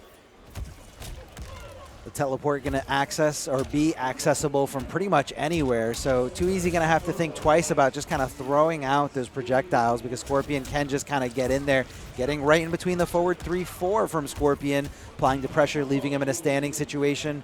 And Scorpion going right for that teleport, catches the punish, but not anticipating that delay wake up and getting really hurt for it. Left in a restand situation and holding on to block for dear life. Too Easy looking incredible. Teleport or no teleport against him. Yeah, and that was a real strong sequence. He kind of had everything kind of just panned out for him there. He went for tornado, down one tornado, then walk up throw. All of it going to work. Gets a poke, looking for the hit advantage. He's got the free fall kid stuck in this corner right now. Tags him with a nasty restand situation straight into a down 2 crushing blow punish. Was that disrespectful? Super disrespectful. You got holographic Baraka in the background about to lose his mind. I'm losing my mind right now. I can't believe he did that to him. He down 2 is down 2. Too Easy absolutely in his head right now, and that's super unsafe. Too Easy not completing the combo, though. The windstorm pushing him away. And what a confirm, immediately recognizing that that was a connection, going straight for the tendrils. And just like that, Too Easy taking a quick 2-0 lead over the free fall kid. Little bubble pop. Pop. Bro, like, It's so... She just doesn't even care. She's like, I trolling. just killed She's you, trolling you. and I'm going to play with some bubbles as they fall from the sky. Boop. A little boop. You say, oh, that's real cute, Cetrion. Yeah, thanks, Cetrion. You just made me smash my controller, but you're over here peacefully popping bubbles. Like, what? What is this? Standing position here. Smart stuff by Too Easy. Knowing that that works perfectly right there in the corner. Lots of hit advantage. The free fall kid getting that swinging 1-1. Completes the string, though, so not able to get a lot. Yeah, that's a big whiff throw there. Unfortunate for him. Goes off of the interactable. I mean, at this point, I'll agree with anything he goes with because he's working wonders for Too Easy here. Oh, the down two getting flawless block and Too Easy running away with this here. Okay, the forward 3-4. That's unsafe. Punish. I respect it. He was trying to look for the chase down on the backdashes, but Too Easy flipping the switch on that defense almost immediately. Her backdash is so good. It's very hard to stop her from doing it unless you have like something that's super fast and just tracks right on her. Yeah, and her backdash is too good, so man. I'm not complaining, but one unique feature about Mortal Kombat 11, if you realize, is when you backdash, you kind of cancel it with blocks. Yeah. So it makes it super hard to like chase down people who are running away sometimes. Yeah, yeah. Kind of like games like MK9, they got like a full animation towards it. You can't cancel it with like a block, if I'm not mistaken. Well, no, in MK9 you could cancel the backdash with anything. You could cancel it with a normal move or a block, but like you never really saw the animation because you could do it earlier. Okay. Yeah, but it definitely reminds me more of that where, but you know, like in MKX you really can't. You can't do mash backdash over and over again. Yeah. Or you lose that stamina and it goes, Oh, he just did it. God, he just did it. He just did it. Are you kidding me? Look at the frame rate of this. Look at the It's gorgeous. Oh my God, the way the blood pours out, and yes, it is not your eyes messing with you. I'm more excited to see Cetrion getting the blood whooping of a lifetime, but hey. I love it.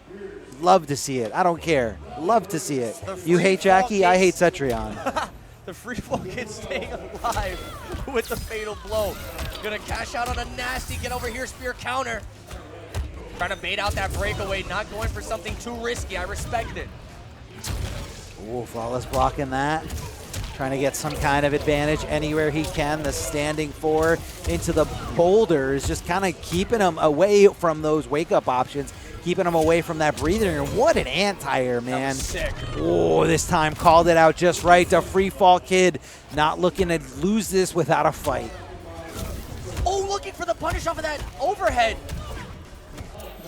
Dude, you can already tell just on PC alone, the way these players are playing, it's like back-to-back reads, instant almost. The reactions are there. The free fall kid getting grab tech every single time he goes for a throw, and this should do it. The guaranteed confirmed punish coming from Too Easy, closing it out. And I think both these players had a bet. Loser has to cut their hair off. That's it. There's going to be, your next time you see the free fall kid, he's going to be just completely bald. He says, yeah, I lost to Too Easy, and he made me do it. And it was Too Easy. Too Easy moving on here. Too Easy. What the hell is that on top of her head? Looks like it looks like Rain Dog from Multiverse. It looks like one of those things from Half-Life. Could you know be. What I'm talking about? There's a lot of crazy things in Half-Life. The thing that jumps in your face and kind of consumes your. Yeah. I do remember that. I forgot what they're called. Chat, help us out here. Help us Destroyer out, chat. really needs to know what they're called. Yeah. So next up on stream, we should have Gur versus Finito. Finito? Fanta? I'm not too sure, but Finito's been putting in some like crazy Finito. work so far. Getting this deep into the lower bracket here with that Kodokan play, having very close matches back to back. I think this guy is warmed up and fired up. He's ready to do some damage to some of these killers in the bracket here. Yeah, he's had a lot of opportunities to showcase what he can do, but Gur's a tough opponent, no matter who you are. He's tough. Gur is tough, and tough. when he goes into that like stone face killer mode, like murder face Gur, you don't want to be anywhere near him. You remember that tournament you hosted where it was me and Gur?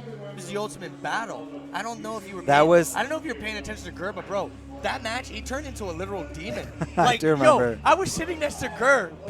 Chat. Gert looked like a different person.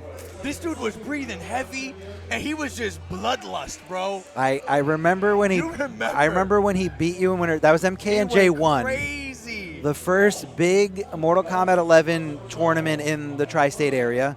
We had about 70 people there, and it was you and Gur in the winners finals and grand finals. But when he beat you in that winners finals, I think he reversed 3-0'd. And when he popped off, he said, "Let's go," and pounded his chest super hard. I thought he was gonna body slam me. Popped out of his seat. Yeah. I've never seen so much Gur move so fast. I lifted my arms up and I was like, just body slam me already, bro. I'm like, you got it. Boom.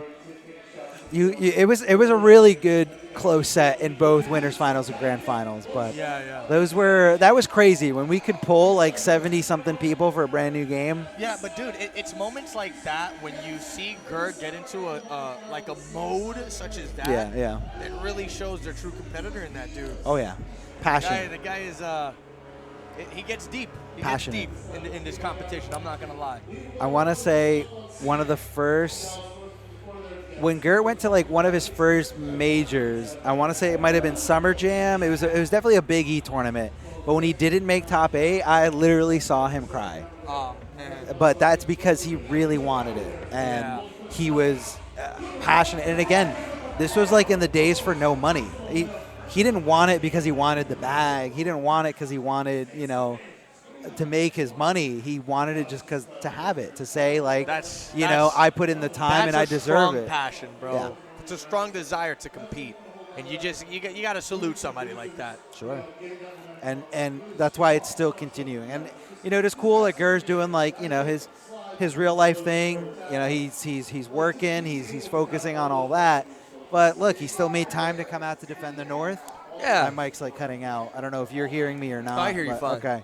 But it's he still loves it. He still loves the community. He still loves competing, whether he's super warmed up or practiced or not.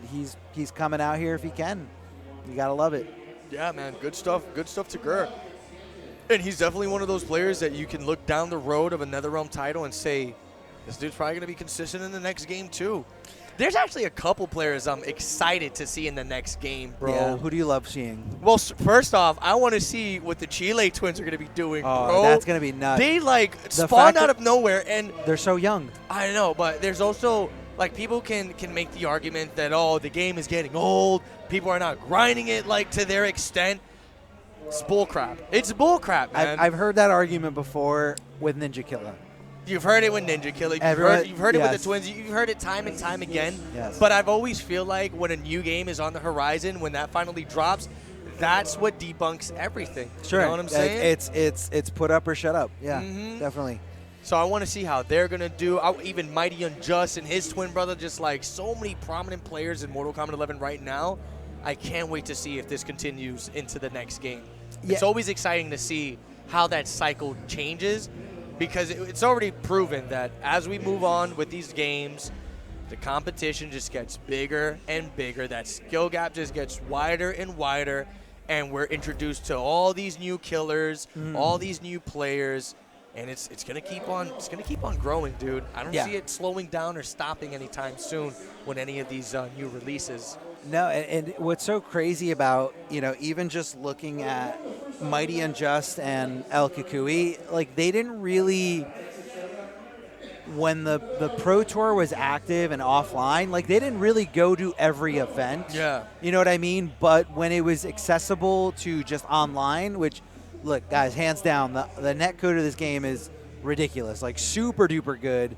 Incredible. Is it perfect? No, it's not perfect, but it's good. It's better than most fighting games out there. 100%, dude. When you got people complaining about it time and time again, I'm guilty of it. Because the game does do a bad job of pairing you with other regions sometimes. Sure. Not locking 130 ping, but for the most part, when the game does work online, it is.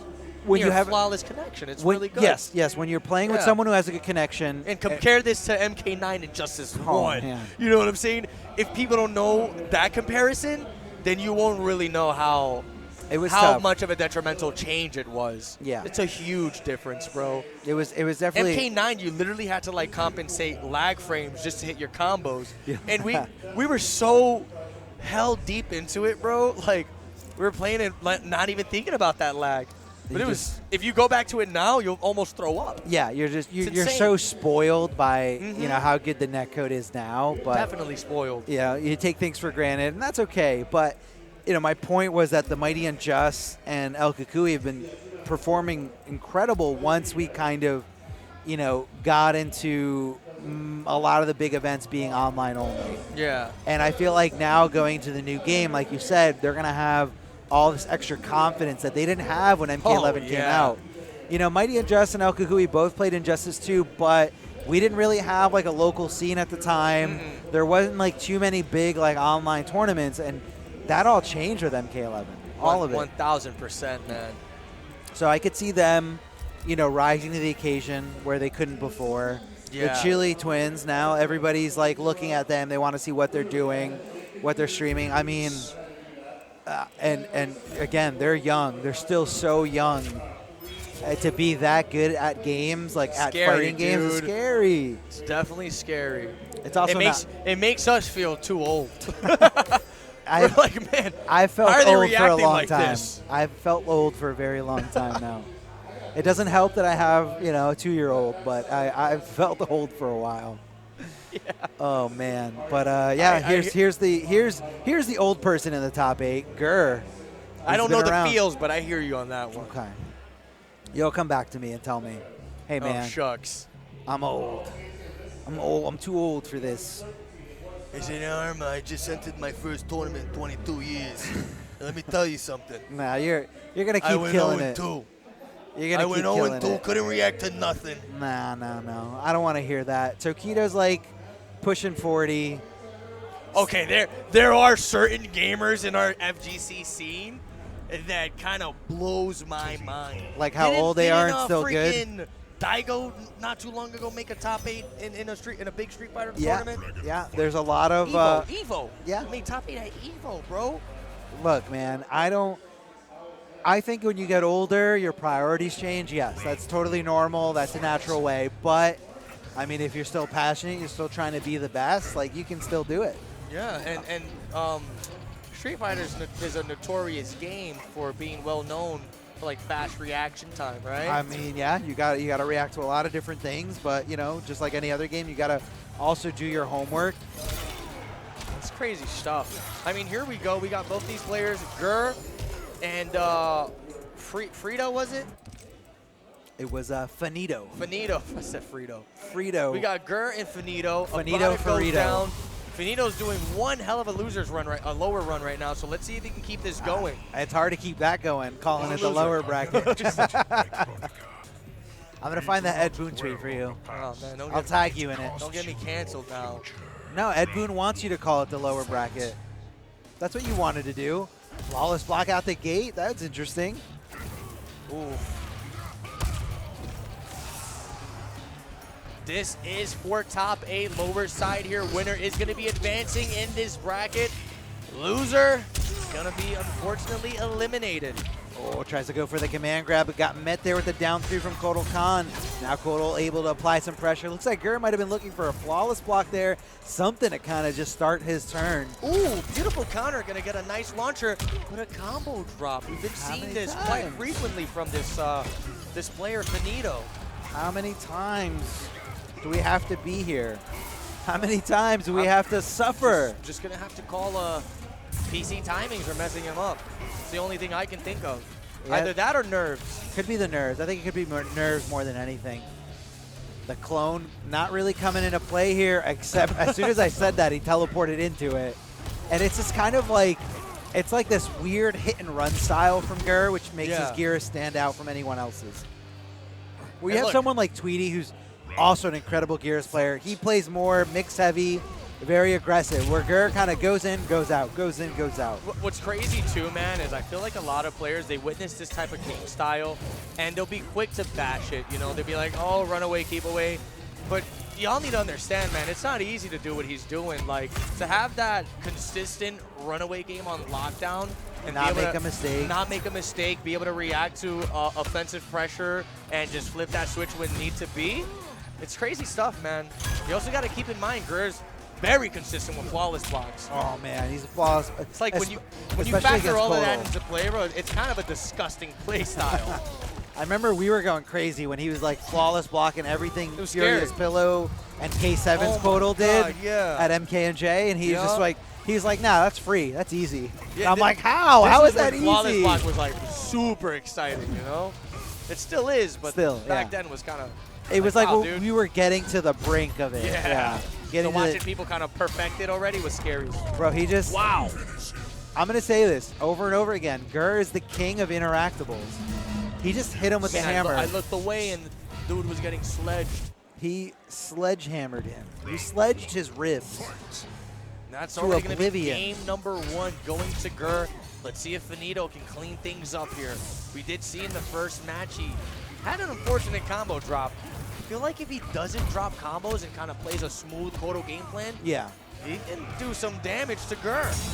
There it is. Oh, And baby. he's going to get rid of the time capsule he put on the screen, the hourglass. Yeah, those crushing blows really just kind of reset the whole play field here.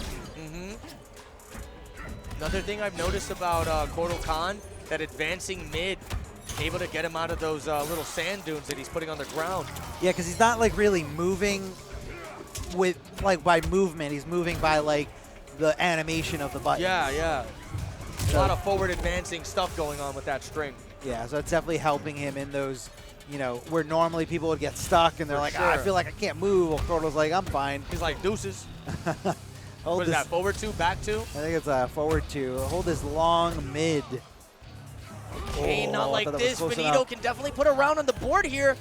25 seconds on the timer as well. All this keep away, run away from Gur playing a massive part in this match. This is Geras, man. Time is always on his side. Yeah, dude. And when time is against you like this, it makes you feel like you got to get more aggressive, and then you make mistakes. Oh, the chainsaw. Big that. punishable move there. I mean, it's almost not worth it to go for it. It's not like it's a mix-up. You know, it hits as a, I think technically it hits as a mid, but you block it, swing, and you get that free punish. I'd say it's pretty good as a combo. We'll confirm. Uh-oh. It's okay. Finito does have corner control here. He's That going to was- smack him with a short hop. Goes for the command throw. This damage is adding up quickly. Oh, scoops.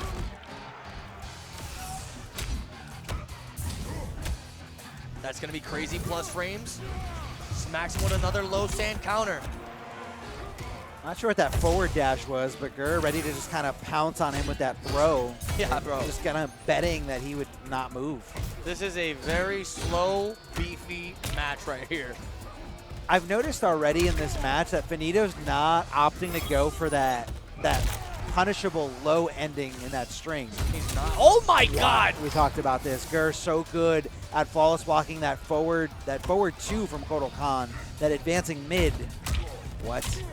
Oh, Punish! baby. There it is. Is he going to go for the fatal blow? Should have went. He should have done it. He should have done it. He should have done it. That would have blown him up completely, but maybe he thought it was too obvious. Okay, What? there it is. What? There it is. Swinging out the gate. He and said, Armin, getting don't worry, around. I got you I got covered. you. I got you.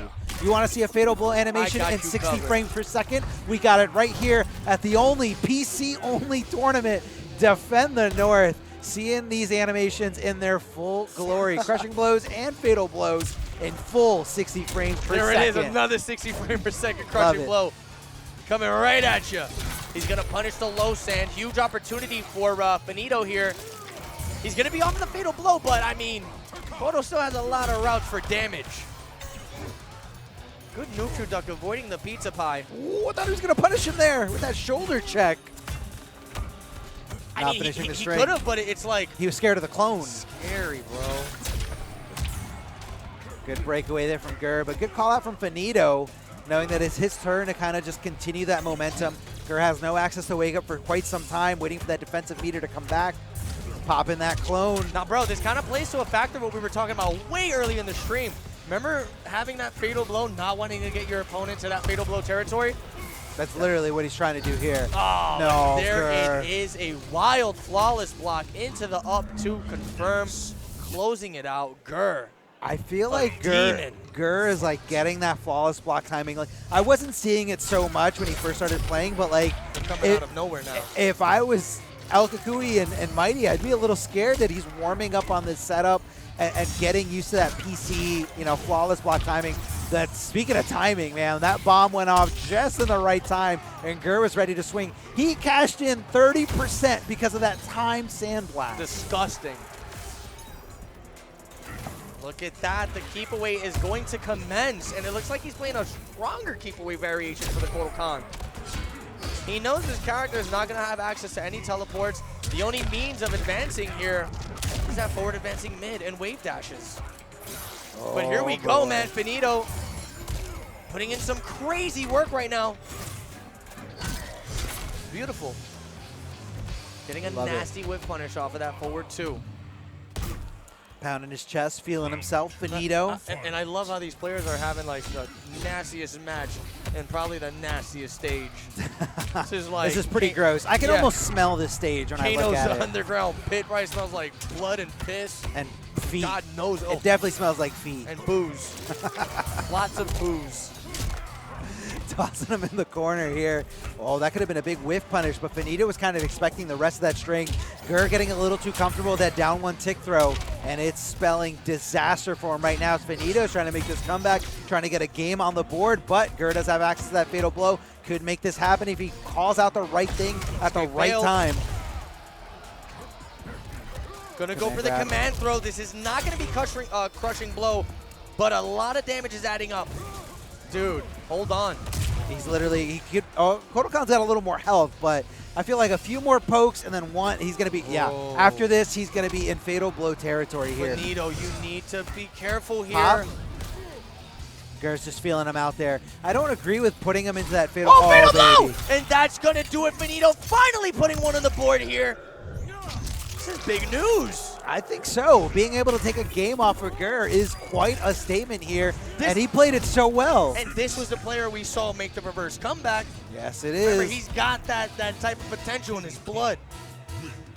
He's ready. He's ready to do it again. Can he do it again? Dude, he's against one of the best players in the world? He's got the Exodus Demon Babies on his sweater. I mean, I know you made a big comment about that. You're on his side now, just because I'm of the on his shirt. side. He went for the low string. He went for the low string, and he's getting punished for it. That's rough. That is real rough. And then Gur gonna keep away with the sand clone, not trying to get too close here. Oh no. The breakaway timing did kind of mess with what Gur was looking for there. I'd say that's kind of one of the harder breakaway armor breakers to pull off in this game. Like, your timing has to be impeccable. That sand everywhere. Dude, this keep away just amplified by like 10 million. What's going on? Finito having an extremely hard time getting in there, but a down 2 crushing blow. Not the combo drop! He wanted the down 1 command grab, but the down 1 didn't come out. He did it a little too early. Dude. A little too early. You hate to see that type of thing Crazy happen. drop to throw out there. Wow. I mean, I'm still going to have hope for Finito, but he's really got to clean it up here if he wants to find some sort of salvation for this match. Yeah, he's got to dig in deep here.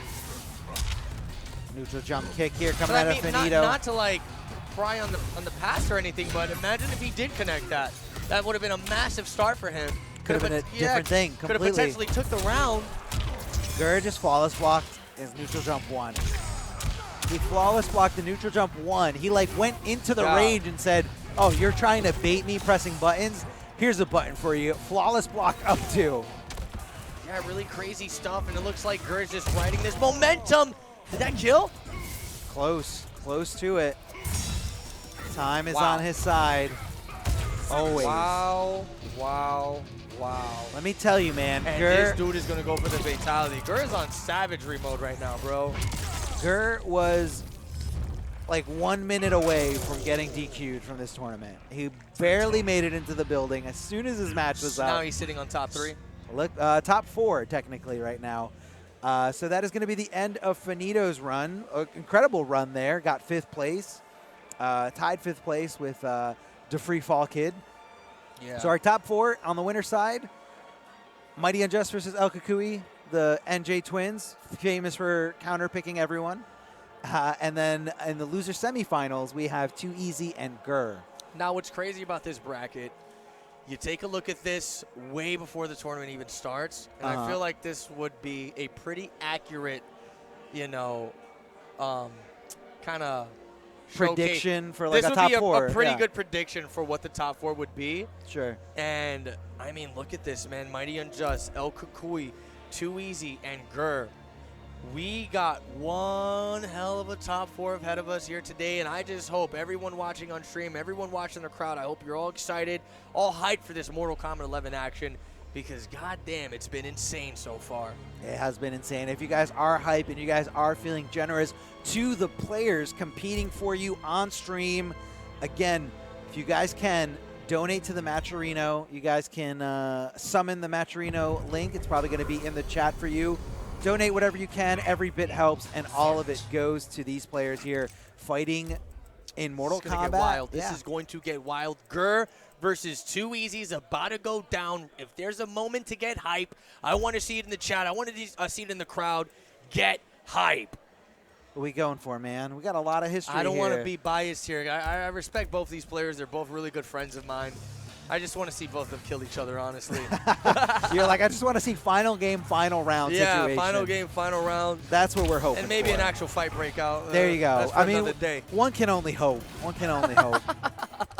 That's just the savagery in this. I mean, this is definitely the most violent fighting game out there. This is literally, this franchise is partially responsible for the fact that we have a rating system for our video games. How does it feel to be involved in a game like this? Like, it's an honor, man. As a little kid. I always look back at it, and I'm thankful for it, man. Yeah. I mean, look, man, as a little kid. We're fans. Dude, huge, always loved Mortal Kombat. Yeah. And again, not to like, you know, poo-poo on Street Fighter or anything, but like for me as a Street kid, Fighter? That game I was like, sucks. No, I'm kidding. I'm like, KO, why Good isn't he joke, killing him? Like, kill him. I was such a violent little kid. Like, I don't know what was wrong with me, but something about the gore, it was just so fun to me. He said, wait, you're telling me this guy just passed out on the ground dizzy? Yeah. He didn't lose his head? No, he didn't get ripped off. Come on, man. He didn't get uppercutted into a pit I want to of see spikes. Honda do, like, his palm fist and just blow you to shreds. Imagine in an alternate universe where, like, my Street Fighter. God. Nah, that's very, I think a lot of stuff Each that palm, MK, like, blowing a hole through your body. like Geras. Yeah. But here we go. It looks like they're getting straight into this. Too Easy, opting to go with the... Wait, Oh what? my That God. didn't reach? The sand pulled him away. That's so weird that the sand has less influence. Bro! What? The sand has less influence on Kotal Khan's normals Nah, than Sub-Zero's slide. After that dodge, I'm calling Geras Morpheus from now on. Dude, that doesn't make any sense. Nah, this is Morpheus from the Matrix. That's it. Good block there from Gur. That's definitely going to be the difference that you're going to be seeing here. Gur going to be a little bit more aware of those reactions. Punish. Punish, baby. Big punish. Yeah, he's going to cash out with the crushing blow. Smart stuff. Definitely want to try to go off of your resources because I feel like Geras, after the nerfs and stuff, people forget to use some of these crushing blows. Absolutely. It Forward 2-2, standing 1-1-1. Not Gur. He's ready. Not Gur. He's going to optimize it. As soon as he got that punish, he snapped that patella right out of his knee. Like, ready. What a nasty confirm into the command throw. He's got Too Easy sitting in the corner. What's it going to be? Another command throw. But he waited. He waited Yeah, he scooped up the poke. Not only did he wait for the poke, but he also waited that slide did not come out because Too Easy, like we said, is a very aggressive Sub-Zero, and Gur knows that. Good block of the overhead, but Too Easy keeping it safe. Gur might have been looking for a flawless block up two, which Gears does have access to. Bro, again, the slide not going to reach. This is looking like a very bad matchup for Sub-Zero, just off of those two slides whipping there. Oh, this one's going to connect. That one didn't. Wait, The what? jump in as well? He didn't go anywhere. Holy The cow. sand traps all. Bro, Gur is really displaying this variation move to its max potential almost. Can I say that was the fastest fighter select I've seen all night? Yeah. He's like in grind mode right now. No, I like the decision too. It looks like he's opting to go with the Jade just to get options in the air. Sure. You know, but Sub-Zero also gets options here. If he would have swapped out maybe one of the variations move with the ice axe in the air, could have done something. Sure, but I think Jade is really good. Yeah, in the she's air. going to have a way easier time dealing with that. It's crazy. Airglave's one of those things where you're like, I know that she's going to do it. Starting I to know match when right she's with it. going to do it. but a lot of times I can't do anything about it. Like, it's a very good air projectile. Like, probably the best air projectile in this game. Yeah, I don't even think sometimes you'll teleport as she's throwing that projectile while she's landing, and she'll still recover fast enough. It blows my mind, bro. That recovery for an air projectile is nuts. I've never felt so hurt in my life. Like, 100%, yes. You felt the pain. Like, you go to press the button, you're like, I know I'm getting a punish. Nope. Nope. She's blocking. Or she's mashing down too. Like, one of those Literally like things. that meme. Nope. They should literally play it every time you try to punish her on that move. Nope. Yeah, I mean, this is a real strong back and forth between both players. He has the mop move. Gonna confirm off of that. Gets a little restand. Oh, He's Demon old Hours. school. Demon Iris Hours. mixing him. Is this Tweety? Bro, I don't know, but he hit him with a 1-1 low stand earlier. What? And that is going to kill. Too Okay. Easy had such a great life lead, but unfortunately, gonna lose grasp of it immediately. Now, whenever the clone's out, Too Easy's never going to throw a projectile again. Like, Gur literally punished him for that round. This is Too Easy we're talking about. This guy, he's unconditionable. I don't know if that's a bad thing or a good thing. I'm going to take that as a compliment. Sometimes it's hard. Sometimes you swear. You cannot condition him. Sometimes you swear that they're not going to do something anymore, and then they just effing do it again. He's got to keep this pressure rolling. I mean, Too Easy. There's not much he can do once he's trapped in this corner, except for a wake-up special. Sand everywhere. Gonna pop that clone. Too Easy, just kind of waiting for the opportunity. And oh no, oh no, oh no! Immediately gonna go to the fighter select again. It's so easy to miss that low sand trap that when you get hit by it, it feels so bad. And not only that, you're getting hit by it for your game life there. Yeah. And Gert's just look at him leaning back, just chilling. Like, He's go on ahead. boss mode right now. Go ahead. My man's Final just looking boss like mode. a kingpin over here, bro. The kingpin of Brooklyn, Gur. When it comes to Mortal Kombat, you're not messing with this man. I don't care who you are. This is a threat through and through. You know what he's thinking? What is he thinking? He's thinking, should I pop off on him or should I save it for the twins? I could see Gur coming back all the way. He lost to Mighty, but it was close. I don't know if you learned the matchup from then and now, but you know, maybe he's hoping to see El Cucuy in losers finals. And I'm liking this. He's betting all the odds on Sub-Zero, a character that can easily make that reverse 3-0 comeback. Sure. But I think, like, especially not only are we playing offline, we're playing on PC. So, you know, the latency, the lag not happening. So, you know, a character like Sub-Zero not going to be at the forward two. His strength is going to be weakened a little bit? I think so. Of PC play? I'm going to call that out. I'm going to say I think so. On top of that, I mean, this is Gur. Gur we're talking about. If you want to get technical with it, there's literal reduced Facts. frames. Yeah, there are. It's factual that you are going to react faster on PC. So it's kind of true in a sense. You can see things better, react to things better, and Sub-Zero's mix to an extent is going to get weakened because of that. Yeah, I really want to get everybody's opinion after this on how they felt playing in a PC-only tournament. Yeah, so interesting. I hope a lot of people share their opinions on social media, so give the organizers some pretty good feedback. Oh, yeah. Is this going to kill? It's very close. It's not going to kill, but I mean, chip out could play a big factor here. Tries to do the robbery with the run-up overhead, but a forward two stopping him in his track. Yeah, I think you were right. Chip out was going to be a factor if he did block it, because he was going to do the 3 hits into the gauntlet, 4th hit. I don't think he had enough to block any of that. Yeah. That was funny. He hit him with the low sand and kind of like rolled him back because of the little sand dune. Just pulling him back. As he's like facing his demise. So now what Too Easy's doing here is he's kind of messing with the timing of his forward 2. He did it a little bit later than Gur anticipated. So it looked like Gur went from standing to crouching once again. Trying to fish out that down 2. Instead getting schmixed by 1-1 low sand trap. Big punish here. And this is a match point for Gur. I just realized that Too Easy needs to get very aggressive if he wants to survive. Oh, good. He blocks the overhead. Put an overhead of his own. Gonna connect. The throw. And Too Easy, can he make the read? The grab tech. Keeping it safe with creeping ice. Oh, Darth Arma! What did that combo? He's looking for some kind of flawless block. Too easy, not giving him anything. And the overhead connect stays alive. Too easy. Watch By the your hair. That Geras doesn't have. No hair. That head is bald. He said, Kronika, why don't you give me hair? And she says, because you're more aerodynamic this way. So that's why she's bald too. She said, take it up with the designers at the Rome Studio. That's not my job. Hair animation is hard. Yeah, say that to Finito. Oh, that's true. That's true. That's a lot of hair. A lot of hair and a lot of animation. Plus frames off of the sand clone. It looks like Too Easy is back in this, bro. Oh, I love that down to conversion. And all the chips are in his favor. Gur, no fatal blow here. He can definitely put a game on the board and kind of reset this momentum.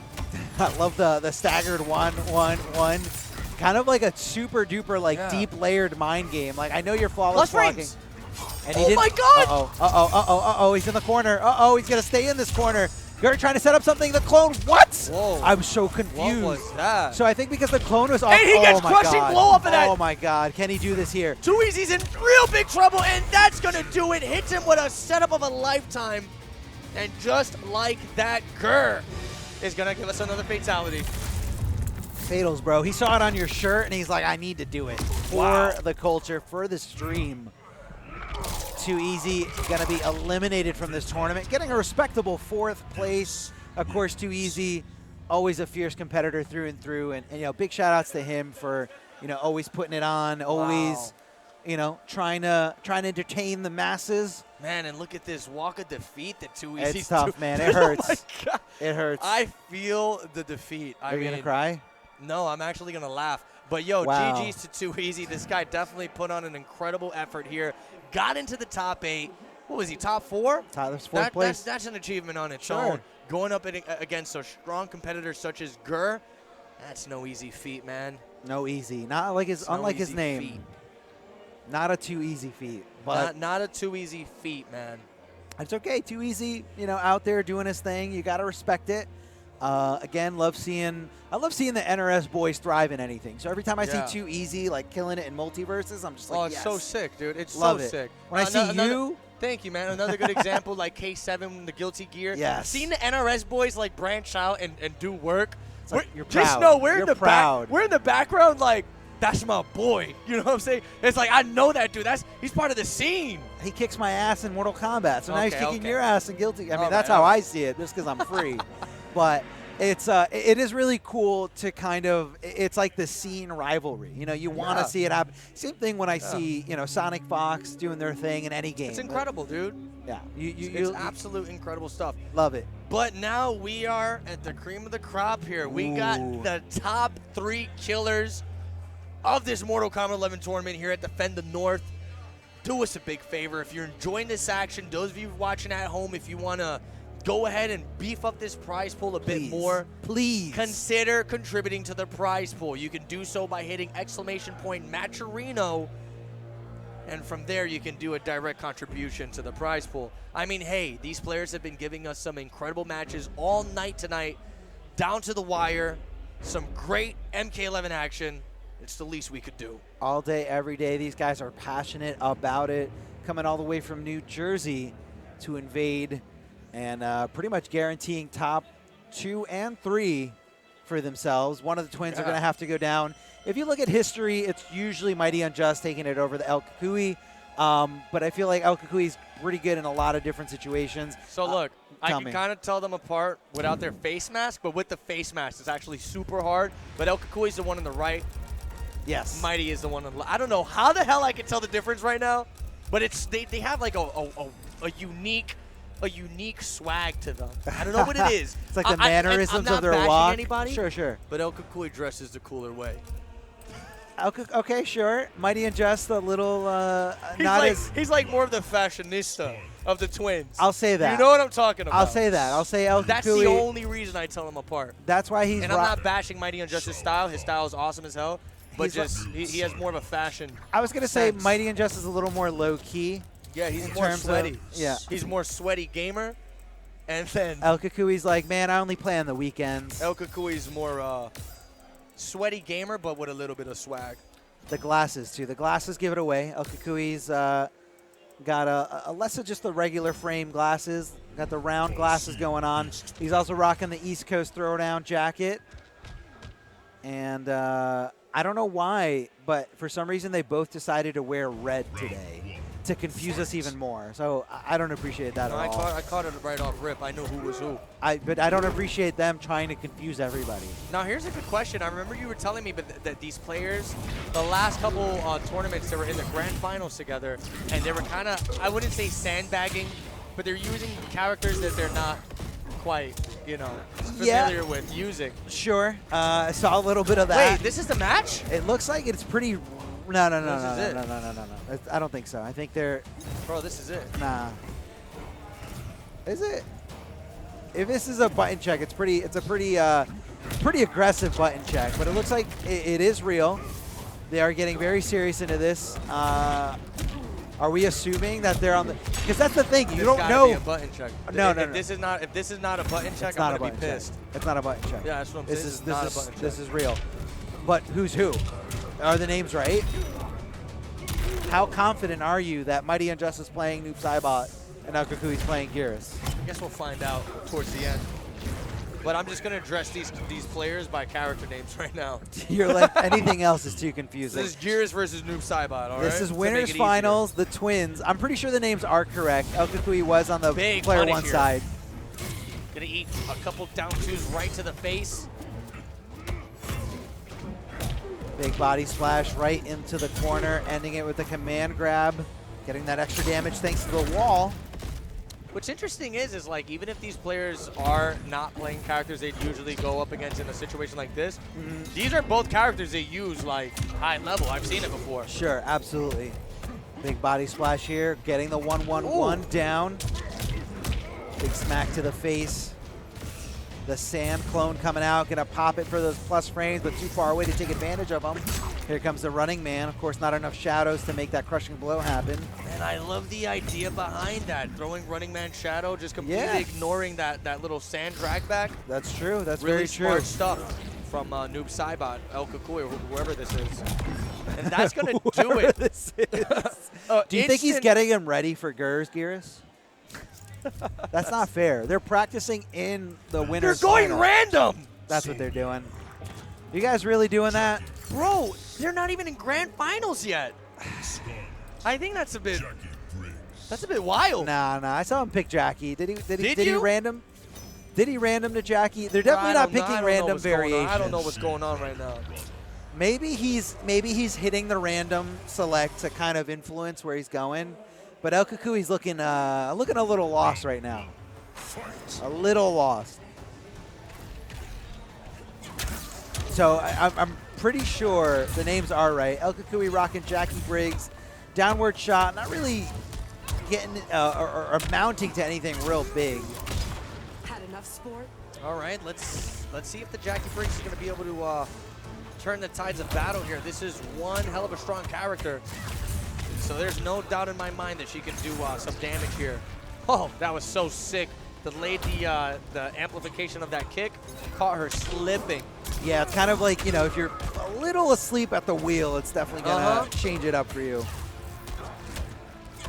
Yeah, people really fall asleep on stuff like that, but that is very much mind games. It is. And, a little bit of a tool coming out, for that offensive arsenal. Can almost even consider it a 50-50 at some points, Yeah, because people don't want to give up, the frame advantage that they earned by blocking it. So, like, oh, it's my turn to swing because if he doesn't do it, bam, you get caught. Yeah. This is scary, man. Damage over time. El Cucuy still not has. Oh boy. What? He didn't punish that? What? I think he Did he try to throw? Did he try to down two punish that? And no, he tried to throw, and he wasn't on the ground yet. Yeah, that was a GG's. So the thing is, I've noticed like characters like Jackie Briggs, characters like Liu Kang, they do have very short throws. So it's like if you do whiff them at a certain distance, you can get screwed over for it. I don't know. I don't feel bad at all. How many times I've missed Jackie's throw recovery because she's so far away You said, from oh, you. that's Jackie? Yeah, I don't really care. As a matter of fact, get rid of her throw. Just, yeah, no throws. No throws allowed. That was a really smart bait there by Mighty Unjust. Jumping into the goop and kind of making El Cucuy think he can whiff punish, but instead canceling that jump mid-air into the teleport. Super high level, super smart stuff. Yeah, it's really, And very high risk. really good stuff indeed. Oh my God, What? dude. Dodging shadows like Neo right now. Really good throw. Jackie Briggs just needs about one more touch here to tie rounds. Notice I'm still calling these characters by character names. I still don't know who the hell is who. His toe was in the goop. His toe was barely in the goop. Okay, so El Cucuy is Jackie I'm pretty Briggs. sure, yes. From the way they're playing, I want to see, I've never seen, what? He knew he was going to blow it up? He just destroyed her armor. She's got no bar and did 43%. What was I tripping, or did you tell me earlier that recently Mighty Unjust has been taking it over El Cucuy? Yeah, that's pretty much the way it is. And Okay. I again, even going back to, in between these games, Yeah. El Cucuy looked a little distraught, a little lost. Pretty much up the creek Man, with it no is- paddle. It is rough, but like that is a tricky mind game to play as having like a twin brother. You show up to a tournament, you're like, man, this is the dominant brother of a player. It's like I feel like you got to try to break out of that mentality once it starts coming into that competitive aspect. It's tough though. It is tough. Like talking about it is one thing, but actually doing it, it's like you said, it's real tough. For the most part, I mean, throughout this game's life, I don't think I've ever seen, and these guys have competed and played against each other multiple times. Yeah. I don't think I've ever seen El Cucuy beat Mighty. Wow. And I don't, no, seriously, like, I think it's always Mighty. I've seen El Cucuy outplace Mighty at the same tournament. I was gonna say what's so like bizarre about it is you usually see, the other brother make it further than Mighty. So Yeah. it's like, man, in that sense, you obviously have the skill. Sure. You have what it takes to beat him, but Sometimes you have a mental block. I was gonna say, I think it's like some type of mental fortitude or some mental mind game that they have playing in a part here that this has him defeat. I wonder which twin is older. Maybe that's it. Maybe Mighty's the older one, so he's got, the priority. Player one priority. I'm older by 1 hour. I'm better than you in everything. When you get as old as me in about an hour, you'll know. You'll know why I beat you. He wakes up the womb literally like 1 second before his brother. And he's over here flicking him off in the womb. He's like, GG's. They like The fought better to get out. Like, nah. They like pulled him back by his shoulders. Like, nah, it's me. That's why they play MK. Do you think like a million years or like in Game of Thrones times, like if someone had an heir, if someone's like first born son was a twin, like do you pick which one is the heir? Like, oh, you're the heir because you were born like 3 minutes before your twin brother. Bro. I'd be really salty. Yeah. That'll be crazy. You get to inherit this whole kingdom and this throne because you were born 3 seconds based off earlier. of 3 minutes, 3 seconds, 1 hour. You're like, great. That's it. You're the king now. Good jump-ins from El Cucuy, who's trying to find some corner escape here. And another crazy thing to think about is El Cucuy went off of 3 really strong characters. Every single one of them shut down by the new Cybot from Mighty Unjust. Yeah, it's kind of like Mighty's like Noob is like one of those picks where like he does really well against a lot of the top tiers, but he does have some unfavorable matchups, and he has a very he was able to block in time. And if he got hit, I think that might have been a crushing blow. Maybe has it loaded up, but Mighty's not sweating it too hard. Has a pretty good lead. That's going to be a punish. Surprised it didn't go into a down 2 punish for maximum combo potential, but maybe waiting out for the second time now that he has no defensive meter. Staggers the back one, doesn't finish the whole string, just kind of trying to feel out what Mighty's trying to do afterwards if he's going to squirm. Oh no, that's going to be a lot of damage, something that El Cucuy almost couldn't afford. And he's still trying to make this work. A lot of jump-ins, goes for the jump 1, the jump 3, a down poke. What is happening right now? Fatal blow territory here. If he does connect, it will kill the Mighty Unjust. So Mighty has to be a little bit more Fatal blow reaction? cautious. I don't know about that. I don't think Mighty's even going to give him an opportunity.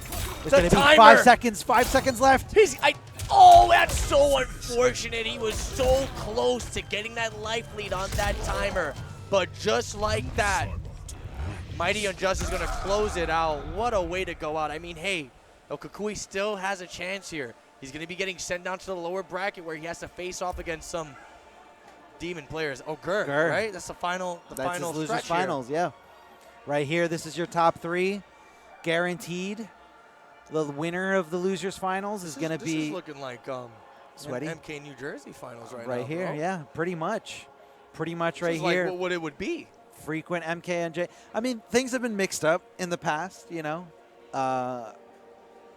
whether they're, you know, they come or not, but it's definitely getting a little crazy. But yeah, and when's your next event for Mortal Kombat New Jersey? Mortal Kombat New Jersey is November 12th, and we're going to be running MK11, MK9, and multi-versus 1v1s, multi-versus 2v2s.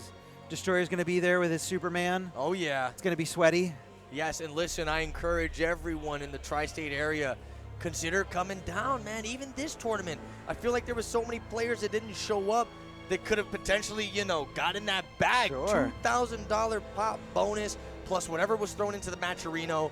This tournament was pretty hefty. It's pretty cool. Pretty hefty.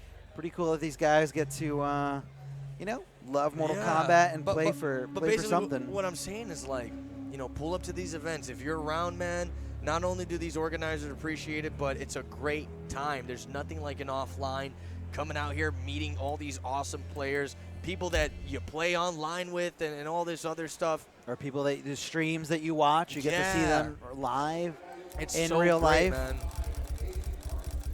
And not even another thing to look at when coming out to these type of events, one thing I took a lot of pride in was practice. Oh, you know, sure. You pull up to these events, and you're not going to get offline practice like no other than a fighting game offline tournament. Sure. You know what I'm saying? And there's always plenty of casuals out. Like, yeah. You can play, you know, till your eyes bleed. Long story short, support Mortal Kombat New Jersey, the next Defendant North. Try to make it out to your tournaments. It's great fun. Yeah, there's a lot of tournaments all over the country. So if you guys are somewhere, you know, you're probably in, if you're somewhere in America, you're probably in driving distance of a big tournament, whether that's Evo, Combo Breaker, East Coast Throwdown, a Biggie event, you know, Defend the North. It's all good. It's all fun. And, you know, we all go to these events because we love it. We love making the friends. We love playing the games. There's nothing like it. Absolutely nothing like it. So Gert probably not going to switch away from Geras. I feel like he's just Geras main through and through.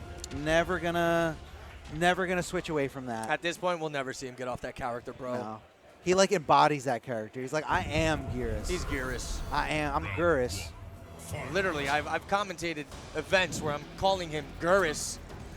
Just tongue twisting him with the character. They just morph into one. Yeah. This is Gur right here in battle armor. Gur did say, like, negative, you know, day 90 at the MK reveal event. He's like, I'm playing Geras no matter what. Like, this is my character. This is my dude. I respect it. Sticking through all the nerfs, all the downfalls the character had. You know, players like Gur, players like Tweety. Just shows you that this character cannot get nerfed. Time and time again, he just awakens from the dead. Definitely. Really the backbreaker string there, 1-1-1, switch it up. And it gave him that, like, breathing room, but, oh, boy, it's not good, looking good for El Cucuy. Dude, why? You just saw what Gur did earlier in the bracket. He can flawless block that forward two like it's his job. Like, so good at it. Back-to-back streaks of pressure here. Gonna open him up with the forward advancing Portal Khan Giant Bacon Sword. Plus frames. Did you just call it a bacon sword? Bacon sword. The bacon sword. It definitely looked like that in MKX. That's hilarious. 15 seconds left on the clock, but we're not going to see that come to fruition. You waste my time. You know what the prize payout spread is? I'm not really. I'm not 100% sure on that. Oh, boy. Pizza pie punish straight to the gut. Doubles up on it. Popping it to make it nice and plus. El Cucuy not looking to block anything. Instead, taking it to the sky because he's scared of that command grab. able to get the punish there. That was but nasty. But look, he's healing. He's literally healing from all of this. You know, net worth, it didn't do that much damage. Sun is so good. Definitely is, especially when you got a character such as Geras trying to lame you out with projectiles and keep away. Heal. You know, Heal up. exactly. You can heal and you can try to contest with that Sun out. Really good knockdown. It's crazy that both these characters have a mid command grab, so you see a lot of jumping on both sides. Because again, that's the only option you have against a mid command grab. Yeah. Tries to mix him up with that parry in front of his face. Oh, beautiful forward 3-2. Pop. Gonna be plus. Wow! All right, never mind. This one that was the fastest fighter select. He wasn't even dead yet. Like, he knew he was quick. gonna die, but his health bar didn't deplete yet. The animation was starting. And it's interesting, too. That was an immediate reset right back into the same character. And I feel like that kind of... Did he just want to change the stage? Like, did he get upset? Because, dude, every stage is different. Like, Maybe he just wanted to, like, reset the momentum. I feel like that's what a lot of players do in tournament is they'll... yeah, they just want to, you know, they want to reset their feelings, you know, try to get their mind back into it because they feel like they're slowly slipping away. So yeah. Well, here we go. We're getting back into this. Goes with the interactable, the Gur signature interactables. he's the master of interactables. Yeah, he kind of gained that that title in Injustice, right? Yeah. He was doing some crazy stuff with interactables. It was. Oh, and like that was his like favorite thing. It was so funny. Really nice. Just really strong keep away right now. El Cucuy not able to do anything except heal in the sun. It like pulled him away from the sun for a second. And during like the lift up animation, of course, dude, if there's an interactable next to Gur, he's throwing it. He doesn't care. Like, I'm going to use it. I'm going to throw it. Look at that. Mid pressure, able to toss out that sand dune to just keep him away a little further. Oh, Can boy. El Cucuy close this out? It's going to be a really good situation for him. Not going to kill, but this should be chip out. Whoa! He got out of there. If he wins this, bro, I'm going to lose my mind. I'm going to lose it, too. I'm going to absolutely lose it. He flawless blocked it. Bro. To stay alive. Gur! Come here, grab. Don't do it, bro. Tell me that's max. No. One 10 combo. seconds. One combo and a fatal blow. That's literally all he needs. That's plus frames. Oh, my God. He got out of there. 3 seconds. You No need way. to hit this There's fatal blow. There's no way. Can't get There's it. no way. Okay. That was close. That was insane. We were about to leap out of this window. Yeah, I was out. Like, Destroyer was getting ready. Yo, like, he grabbed his bag, his phone. He's like, I'm ready to leap Y'all out this window. Y'all have a good grand finals. I'm out. Peace. That was close, man. But still, that just shows you, like, how much Gur wants Yo, it. he's never out of it, bro. No, and that's the mentality you have to keep. Like, Yeah. all right, if I have health, I'm still in this. And you see, like, when me and Arma are calling a player terrifying, these are the type of attributes that make a player terrifying. Exactly. You Being able to have such a clutch factor when you're literally at a poke away from death. It's nuts. Turning an inch into a mile. Like, you cannot sleep at all, not for a second. And there's players that have that factor. You know what I mean? Oh, yeah. Not finishing the string. Gur kind of waiting there, waiting to keep blocking. But El Cucuy just staggering the pressure, mixing it up a little bit. Good counter. He's going to be forced to breaker there. He doesn't want to take this damage from El Cucuy, who's getting very aggressive here. I'm loving the spacing, bro. Oh, yeah.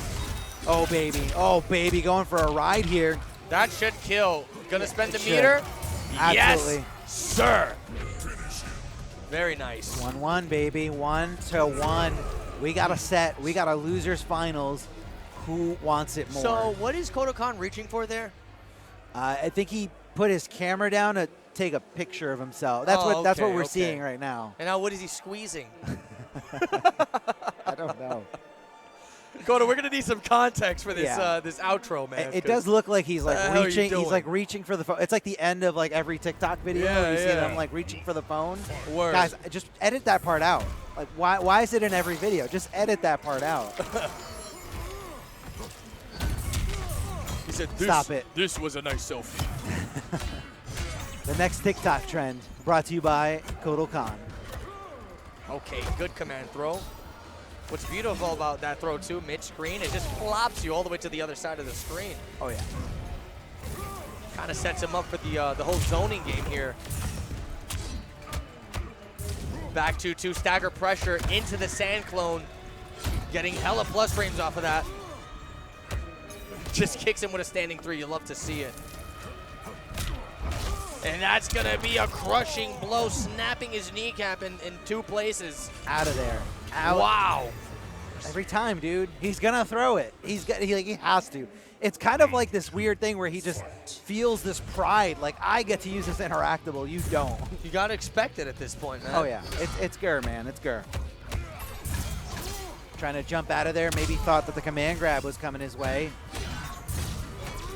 This time blocks it. And that max range of the down 4, Gur being able to recognize that as soon as El Cucuy gets into that vicinity. And we've seen him kind of abuse that poke time and time again. Down 4 in a gauntlet, down 4 in a throw, like just to kind of keep you, guessing whether he's gonna strike or whether he's gonna throw. Simple stuff like that, man, can definitely be a very strong skill to have, and tool skill, like just mixing up your options in such a way where your opponent has no idea what's coming next. It starts to become very overwhelming for your opponent. What I'm seeing here a lot from El Cucuy is he's messing with the timings of his usual jump in because he knows Gur is a very flawless block heavy player. Yeah, dude. So he's kind of just mixing up the timing, and it's really working, really turning the set around. That's when you start seeing stuff like empty jump-ins come into play. Exactly. It's like a whole nother mind game of its own. So I think Gur needs to stop looking for that flawless block and play a little bit more patient, because let's be real, flawless blocking, despite the name, is a very aggressive mechanic. And you see all this stuff we're talking about, like this is exactly what I'm talking about when I say Mortal Kombat 11, it's fast in its own sense. Sure. There's so many different things you got to think about. You know what I'm saying? In competitive level, it's very layered. It's very layered. Yeah. Like to the I hate to say it, but to the casual player, it'll paint a picture that's like, dude, it's like they're playing in molasses. But to the competitive player, so many different things are going through their minds, like in matters of seconds. Yeah. And then that's basing, your decisions on the next things that are coming out. Like, we're gonna see a lot of adaptation from both these players. Neutral jump, but didn't press a button. Gur recognizing and kind of trying to use his reaction. Oh my God, a flawless block coming out of nowhere. Gonna launch him for a crazy combo conversion, knocking his shoes out of his feet. While he's frozen his time, his shoes are just flying off, unwrapping themselves. You don't need these. 15 seconds left on the clock. We're getting down to the nitty gritty. Gets the anti-air, air-to-air exchange. Okay, that was the fastest. El Cucuy outdoing himself. Ow. And he went right to rematch. El Cucuy, breathe, bro. Come on, it's okay. I think he rematched just because there's no broken interactables on this stage. He still uses it. Gur, an absolute monster here. I'm still not over that reset, bro. It was instant. You kind of tell how triggered somebody is. Yeah. From how fast they hit reset. He's like, why I order? Come on, let's go. Well, let's see, because sometimes resetting that fast can be detrimental to the mindset of a player. So let's see if El Cucuy's used to going this fast pace in matches like this. I mean, he's looking really strong right now. It's looked like the momentum has shifted. Just as I say that, a command throw coming from Gur, knocking him out of the corner. He's dodging pizza pies here. This is truly a back and forth set we're witnessing. My God, what's gonna happen next? Trying to pop these clones. No shot that just happened, bro. He Summoned the sun and ate a punish for it. I mean, it has a lot of recovery, but in certain situations, you're so plus on a hit that you can get away with it, but not in the neutral. You don't want to do that against a player like Gur. He just went for it. Exactly what we were talking about earlier. Delaying the timing on that jump in just costed Gur that flawless block. Exactly. That's stuff you don't really pay attention and look for. Yeah. It's crazy, bro. It's something that they're playing a different game right now. I was actually talking to El Cucuy a little earlier, and he says, when I play certain players that love to flawless block, I just bait out the flawless block all day. So, and I think Gur is one of those players, but something you can't really delay the timing on is that forward 2 from Total Con. Yeah. Because it takes pretty long time, and Gur's kind of basing it off reaction there, not basing it off the jump in. Yeah, yeah. There's no specific timing to hitting that forward two, Yeah. except for reacting like you said. Rolling back, though, Gur wasn't ready to kind of put on that pressure.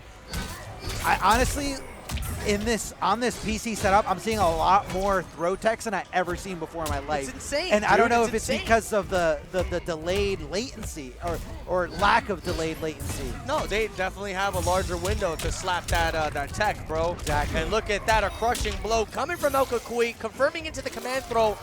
Eat dirt, puts him in the corner. Another one just like that, gonna tie up the rounds. El Cucuy, unfortunately, he's gonna have to lose that corner position, but this is looking really good for him. I definitely think it's worth it, though. You win the round. Yeah, no, for sure. You cannot press that button. I'm so surprised that El Cucuy's still in this character because you cannot press that button against Gur. At this point, he's gambling every time he goes for it. Right in his booty cheeks. Right there, right in the middle. Right. He didn't have the bar. It's a meme at this point. No, he had the bar, but I guess he just didn't want to. He wasn't sure. Might have been an accidental flawless block. Overhead. Slams him to the ground, gets a nasty jump over conversion here. El Cucuy can definitely tie this up 2-2. Just got to be mindful of that forward two flawless block punish that he can eat. Goes for it again. That was risky. A little risky, but Gur was jumping in. I don't think he was ready. It wasn't like true neutral. Getting out of there, playing the lame stuff, the lame game from Gur. He's got to be mindful of the time as well. Gur's a master at running that timer. Yeah, he has no reason to go in. Oh, he got it, Is he baby! dead? Is he Armor dead? broken. Not dead, but definitely hurt. Down to less than 16%. Okay, I'm going to make a call here. Tell me. El Cucuy needs to... Dead. He's dead. Yeah, GG's.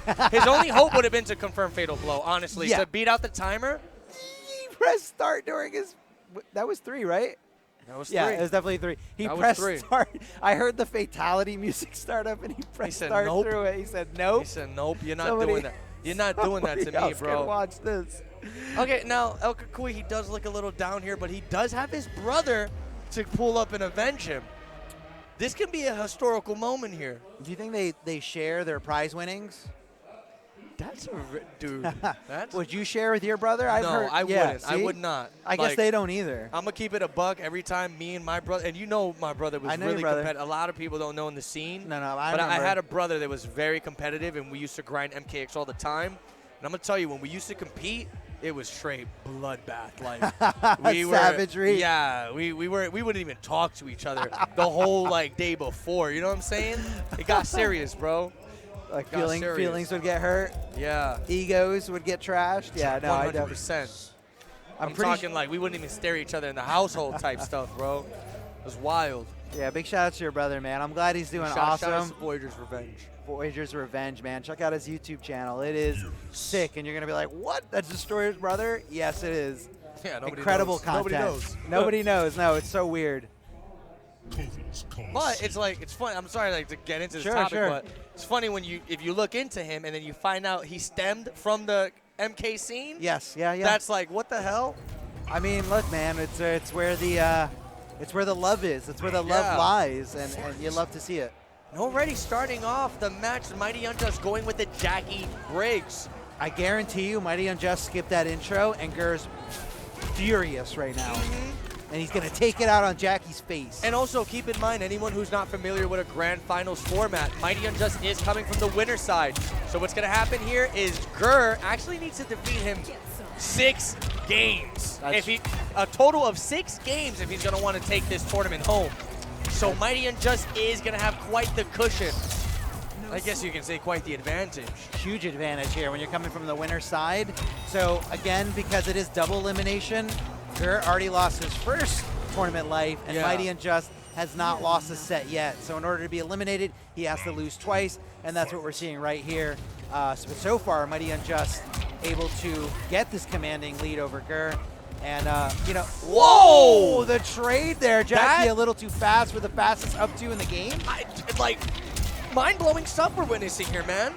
To see that up 2 get blown up, That's crazy. Jackie can do it she can do it all. Now Good keep in throw mind, these escape. guys did play in the winter semis. And, Gur was looking great. Oh, Gur was looking great until the Mighty Unjust pulled out that Jackie. Then he got destroyed. And, you know, that's definitely the safe pick here from the Mighty Unjust. That's gonna be completely. Dude, he couldn't even break away. His feet never left the ground. Yeah, I completely forgot that even happened. But look, Mighty Unjust riding that same momentum that happened the last set they played. Went right back onto the Jackie Briggs, realized that was the character he needed to do the damage. And look at that, man. It's working wonders. This was coming from their set where he jumped on 2 different characters prior to the Jackie that was the answer. 2 different characters that got destroyed. Yeah, it's crazy. And it's just, you know, it's so frustrating, especially if you're looking at it from Gur's perspective. Like, man, if he wasn't playing Jackie, I'd be having a much better time right now. Yeah, I'd be having fun. The mental fortitude on these players is just kind of mind-blowing sometimes. Popping her up, going for a ride. Gur swinging with that stand 1-1, ready to stop Mighty Unjust's advancement, going for his head here.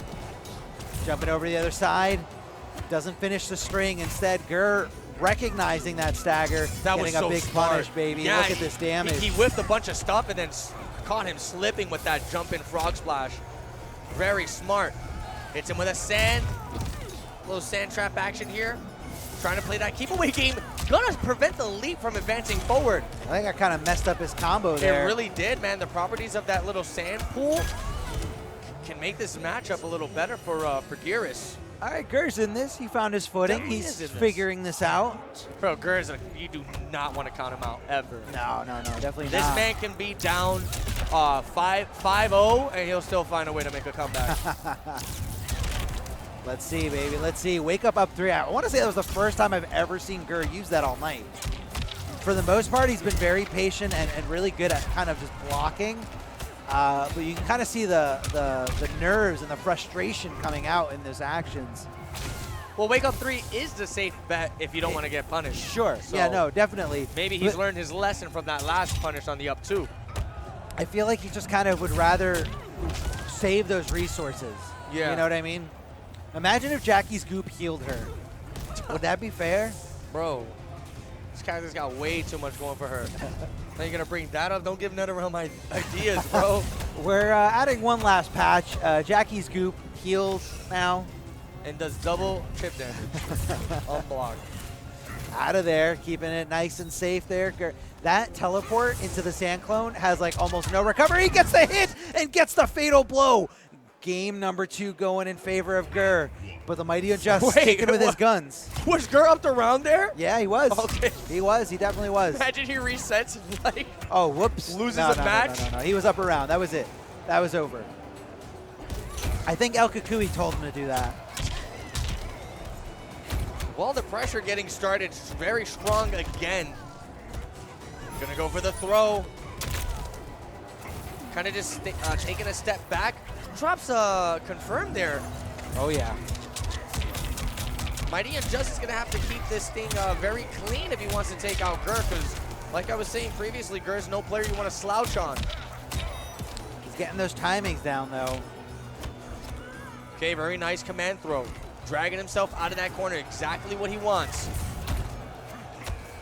The 1-1 low sand mix on an offline setting. The low stand schmicks. Just went straight for it. Mix. The schmicks. I mean, the fact that it's like so unsafe, you know, you're risking so much, especially at this stage of the tournament. Anti-air. How many times did Gur get anti-aired in that last round? Too many times. Too many times. Cashing out on all the damage here. Mighty Unjust really wanted that round, because remember, the last thing Mighty Unjust is going to want in a situation like this is to get the bracket reset on him. No way. So he is going to be trying his hardest to close this out here and now. Same goes for Gur. These players both want it. They want the glory. They want that sweet, sweet trophy. Let me tell you guys, the Defend the North trophy is incredible. So sick. Incredible. Me and Armor were like standing in front of the trophies, checking it out. We were like, you know, not only did Defend the North go crazy with the prize pool this year, they went crazy with the trophies. They went crazy with the all-PC setup. Bro, this tournament really turned up this year. That's right, man. Presentation. Y'all need to put this one on your map for the next one, I'm telling you. Please do. Because I'll definitely be going to the next Defend the North 1,000%. But here we go. Mighty Unjust looking to put himself in a 2-1 lead. This should be it. There it is. The stagger pressure closing it out. Mighty Unjust, 2 games to 1. Arma. This is not looking too pretty for Gur. He's going to have to try something immediately if he wants to bounce back here. Not looking good at all. And Mighty kind of, in that situation, he knew Gur had like no defensive meter. So even if he did block that last little string, the dash punch should have been guaranteed, and that should have been enough to just complete everything down to nothing. Yeah. And just like that, the downward shot cancels out of there, but Gur was ready for the mix-up, Not for ready the to throw tag. finals. Here we go. Just running away. He's going to make this match as long as possible. Of course, man, because someone up there loves you. The sand trap. There's like extra sand on this stage. Like you can't even see it. This is home field advantage, bro. It's not fair. Home It's not field fair. advantage. He said, what's pulling me back? The stage? Whoa! What? When you thought you've seen it all. It just continues to amaze me, the interactions. That was crazy, dude. What was that? It was like the up, because the up two like goes forward. And so was like she it did a just- leap? Yeah. Super weird. Weird stuff there. The goop, of course, Gur with the flawless block up two, trying to get aggressive. And that goop pressure was so smart. He wanted that extra chip damage for the follow-up pressure. That's stuff you don't see Jackie Brick's player do quite often. No. Usually they'll do the goop mid-combo. Unjust was just like, hold that. Like, yeah, I want to mix it up. I want Yeah. to keep you here, and I want to get the guaranteed damage as best as I can. But Gert, did a good job of getting out of there. Just didn't have any good follow-up decisions. Smashes the patella right out of the knee. That is so gruesome to watch every single time, but that's just because I have a bad knee. Jump, the empty jump forward, and Gur I ready love to. the comparison you added. It hurts, man. It like hurts my soul every time I see it. Good You mind flawless block. sharing how I'm coming back to that. basically we're skate- finding out what happens to his knee. Skateboarding, all my Oh, youth, just shoot. destroyed my knees. Dang, dude. It's okay. I lived a life. Could have been a flawless block to close it out and take the set, but wait a second, Gur staying alive here. Gonna go with the, not like this, bro. Uh-oh. Gonna make this That's comeback. flush frames. That's This is- flush. Chipped out. If she lived all that chip, I would have lost my mind. That was 3 hits into the unavoidable gauntlet. That very last hit was enough. The only thing Mighty Unjust could have done to avoid that situation was the flawless block. Ay. Almost 40% right off rip. Gonna go for the stagger pressure here. Gur gonna get a crazy jump out. Looking for that overhead to connect the flawless block, not going off of the resources. He's probably scared to go off of up two or anything because Yeah, a lot of 'cause- it's been getting punished, man. Exactly. For no reason. It's getting Or baited whiff. out. You do the predictable jump in timing and then just block, Yeah. knowing that you're going to be able to block in time.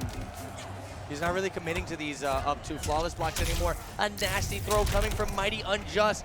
This could be the final moments that writes his demise. What's gonna happen here? The goop was The to chip on follow up. Heaney's- That's GG's, and there it is. The Mighty Unjust closing it out, taking it 3 games to 1. As he just stares at Gearus here. already- Probably excited on the victory. Oh, dude, he is super excited to be the Defender North 2022 champion, able to do it on console, PC, and I guess against some of the best players in the world. Mighty Unjust, who's just taking it over Gur. It doesn't matter who he's picking, but again, it's that weird, he can look at the character select screen and it's like, who is my best pick against Gur? He thought it was Liu Kang, didn't work out, switched it over to Jackie. God, bro, to think back Yeah. that he was on the verge of getting sent to the losers against Gur, and then He the was way down everything 2-0. just played out, bro. Absolute phenomenal matches, phenomenal thinking on the players' part, and just all around a great tournament, man. Shout outs to the Mighty Unjust, the Defender North 2022 Mortal Kombat 11 champion. Killing it, man. Killing it, taking over one hell of an incredible stacked tournament. You can't be more proud than him. No, man. This is no crazy way. stuff. GG's. Big GGs to the Mighty Unjust. Look, man, he came out here, he did his thing, he won that trophy, and, you can't dispute that he's one of the best players out there You can't. in the world. Nope. And it's just also like all that character knowledge he has. He can play all these different variations, all these different characters. Yeah. It's insane, man. It is so impressive, like what he could do. I feel like I can barely play a second character in a fighting game. Oh, dude. And to say that you can go and Pick up anyone anyone in the cast and just go dominate a tournament. Okay. Can I get that trait for the next game, please? The trait, yeah, the character power. No, big shout outs to everyone who competed today. Our top 4 being Mighty Unjust, Gur, El Cucuy, and Too Easy, all killing it here in the bracket. Yeah. And big shout outs to everyone behind the scenes, everyone making sure the stream is running nice and smooth. Shout out to everyone in the chat, making sure you share this. We have a whole weekend of Defender North ahead of us. And lastly, I just want to shout out you, Destroyer. This was just I love day you. one. Hey, thank you, man. I llove you too, brother. I really appreciate it. Always an honor jumping on the mics with you. Big shout outs to Defender North bringing me and Arma out here to do this commentary. It was a great time. Again, huge shout outs to Defender North dropping a massive prize pool into this Mortal Kombat. All the games, right? I think all the games got a crazy prize pool out here. A lot of them did. A lot of them got a crazy prize pool, man. Shout outs to all the players that showed up here today, bringing us some incredible Mortal Kombat 11 action. I'm not too sure what the chat was looking like, but, we love you all. Even the trolls, we love you all. And, man, when's the next MK11 event that's going down? I think up next is KIT, maybe? KIT is next weekend. The fun thing about that one is they're also doing Injustice 1. Oh, shoot. Are you going to KIT? I can't go, but dang, dude. I will be watching. And, again, all these events, all these tournaments, they all feed off each other. Help the community any way you can. Again, last plug for the Matcherino. If you guys want to contribute to the prize pool for MK11, summon that Matcherino in the chat. I'm sure you're going to be seeing it there. And donate any amount. It all helps, and it all goes to the players. I guess this is going to be us sending it off. We're sending it off. So, again, huge shout-outs to you, the viewer. Huge shout-outs to Defender North and all the staff, making sure everything goes awesome. Destroyer, you're the best. I love you. Hell yeah, brother. Always a pleasure, man. Always a pleasure. All right, guys. We'll see you next time. Stick around. I believe DBZ is up next, so don't go anywhere.